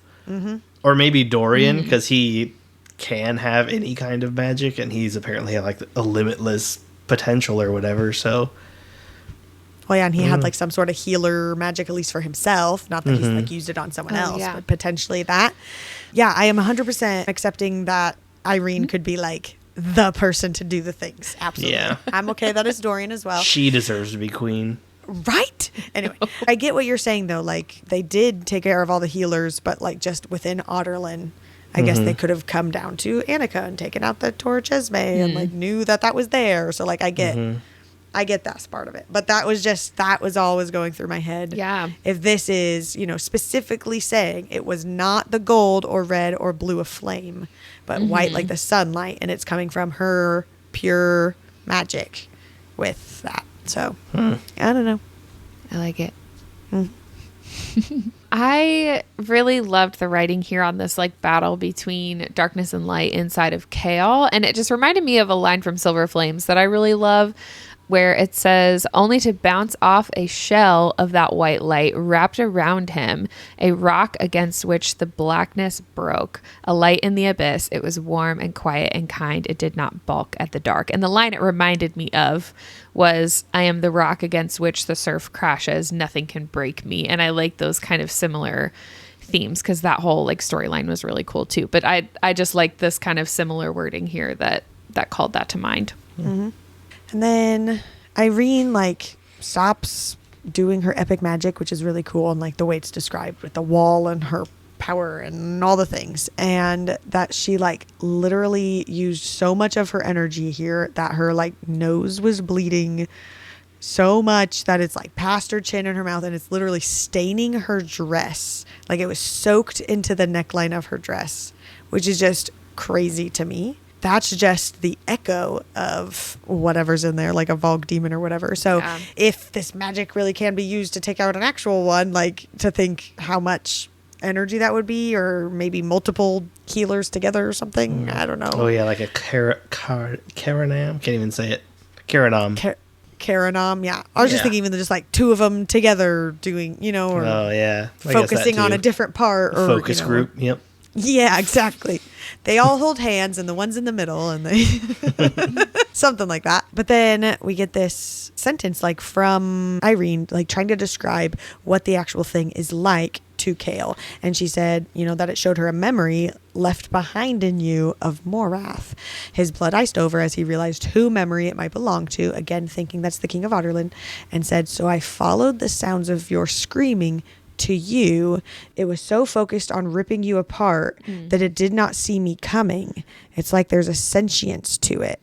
And so like that, with it like not seeing her coming and like it was so focused on something else, reminded me of like how Kaltain described when she killed her Vogue demon, that she was able to like take little bits of it and it not even notice until she was ready to like take on its full thing. So we're getting this whole like, whose memory it belonged to, being like, I guess the King of Otterland. I guess it still could be just the Vogue demon itself, and like what is actually in him. But it's interesting that it does seem like it's sentient and it is actually feeding on whatever Kale's doing, and then this like wall is just a distraction of it. And so I don't know, hopefully she's able, like this time she took a little chunk out of it, and then next time she'll do a little bit more until they're ready to like give it all she got and take out the whole thing and whatever needs to happen. And then this was just a really cute last little part where it just said a tear slid down the bridge of her nose and Kale scooped it with his fingers before it could slide to the other side. And then it just said Kale clenched his fist, that tear seeping into his skin. I was like, Kale's taking care of her and she's using his shirt to wipe up her blood, and it's just a whole precious little moment. And then she notices his toes are wiggling. And that was such a fun place to like end this chapter section. I was so excited. Well, and I just want to point out that it wasn't just that she notices tears. It's like specifically it said that she looked down, dragging his stare with her down his bare torso, his bare legs to his toes. And I was like, oh, of course Irene had to take a look at everything before she got down there. She only noticed because she was checking him out. Yeah, she did. And that's it. We did it. But we're not done yet. Thoughts and theories. I had a theory that I thought of literally immediately after the recording last week, and I went to Lauren to tell her about it, so she already knows. Because I was looking back at your pronunciation guide and just like the description of the siblings and who they were and what they were doing. So I have my current highest suspicion of the murder of the princess, what's-her-face, is the newly wedded and newly pregged sister, Duva. And my only reason is like, oh, she has a new ring. What kind of ring is it? But then Connor later was like, it says it's silver and sapphire. And I was like, oh, dang it. But now we have like, now people don't have to have rings. So I'm back on it. Mainly because I feel like Sarah, like I said earlier, really likes to put children in harm's way. And now that the Vulgar are involved, I feel like most people would be most emotionally ruined by a pregnant bride and her unborn child being double possessed by a dark force bent on killing people. Double possessed? That seems like up her alley. Sarah, you sick freak. But I think Kale This is a different theory now. I think Kale and Ezrin will realize that it's been fun, but it hasn't been real, and just stop acting like they care for any real relationship with each other, and go for Irene and Prince Falconrider, respectively. And I'm still more into Tower of Dawn, despite its sometimes painfully long chapters. I'm just over Aelin, to be honest. Right. I like Manon still. She's cool. I really want more Elide and Lorcan, because I got none of them this time, so... That is fascinating to me. That he likes Elide and Lorcan? I like Elide. I've always liked Elide. I know, I do love Elide. I just, this like Elide and Lorcan storyline just seems so random to me on the first read that I just like didn't really care at all. I think it's because I've had like I said, I'm over Aelin. Like, I just want a different story. Yeah, that's fair. And maybe it is because we've been reading this book for a very long time, or like this series, and she's always been there. Like, other characters have had little times away or whatever, but she's literally just been the same person. So, and she truly has. Even, like, honestly, Selena and Aelin, not that different. Even though she said, like, oh, I could put on this mask. They're the same. They're varied amounts of hinged, but they're the same. I think their motives are different. Selena was very just for herself, and Aelin is... hopefully, I think, for her country or whatever. But yeah. Okay, so initially I wrote, I don't really have any theories. And then I like left this, and then I came back, and then I was like, oh yeah, other than that maid lady being a Vogue, and maybe Irene actually singing to Morath and someone else is actually seeing her. Oh, and that Lysandra is going to become a sea dragon. So I do have, I guess, some theories. And I hope that Dorian and Rowan meet Aelin, Adian, Lysandra soon. Like, that group finally like meets, and we get some like with the Pirate Lord and like that whole little side story instead of just travel. And then I would love if like Manon and the 13 like somehow meet up with them too. Like, I don't have any idea where that story's going now that they're off on their own. I don't know what else she would do besides try to meet up with them, but I guess the world is vast and she can do whatever she wants. They keep talking about how like symbols have power. That was like a big thing for this one, with the glass wall coming down and then her getting the temple back. So I don't really know what symbol they have. I don't know. I'm just interested to see what that could be. Like some new something that motivates people. And then just so we're clear, because people keep asking me what all my ships are, it is clearly Aelin and Rowan, Adian and Lysandra, Dorian and Manon, Kale and Irene, Nezrin and Sartak, and then I put Elide and Lorcan only due to forced proximity. We've not actually seen any sort of romance here, but they're like literally the only two people stuck in the middle of the woods, and so that makes me feel like that's the only option for them, literally. So there's that. And that brings us to the cry counter. I went up 2 because of Rowan's encouragement to come out of the darkness, and then 1 for when the 13 were treating Manon like their queen, even Astrid when she was going to die. And so that brings me up to 16. And I added 1 in this chapter section, which brings me to 5. And John's at 4. Yeah. And Kyle's at 0.5. 0.5. So I think one of you guys might catch up. I'm not going to lose. Yeah. That's it. That's a wrap on episode 18. We are now 25% into this tandem read, which is kind of crazy. So join us next week as we continue with chapters 19 to 29 of Empire of Storms and 17 to 24 of Tower of Dawn. Check out the episode schedule pinned on our Instagram if you want to follow along. And quick reminder that we do have bookmarks on our website for the Tandem Reading Guide, along with tons of other merch inspired by our podcast and ACOTAR reaction videos. Our website is betweenpagesandfriends.com, linked in the show notes or description box below. And while you're there, sign up for our monthly newsletter and check out our Patreon for community and perks. Until next time, stay wordy, stay nerdy, don't stress, and stay blessed. Stay blessed. Bye-bye. And good night or good morning whenever you're listening to this. Bye. Oh.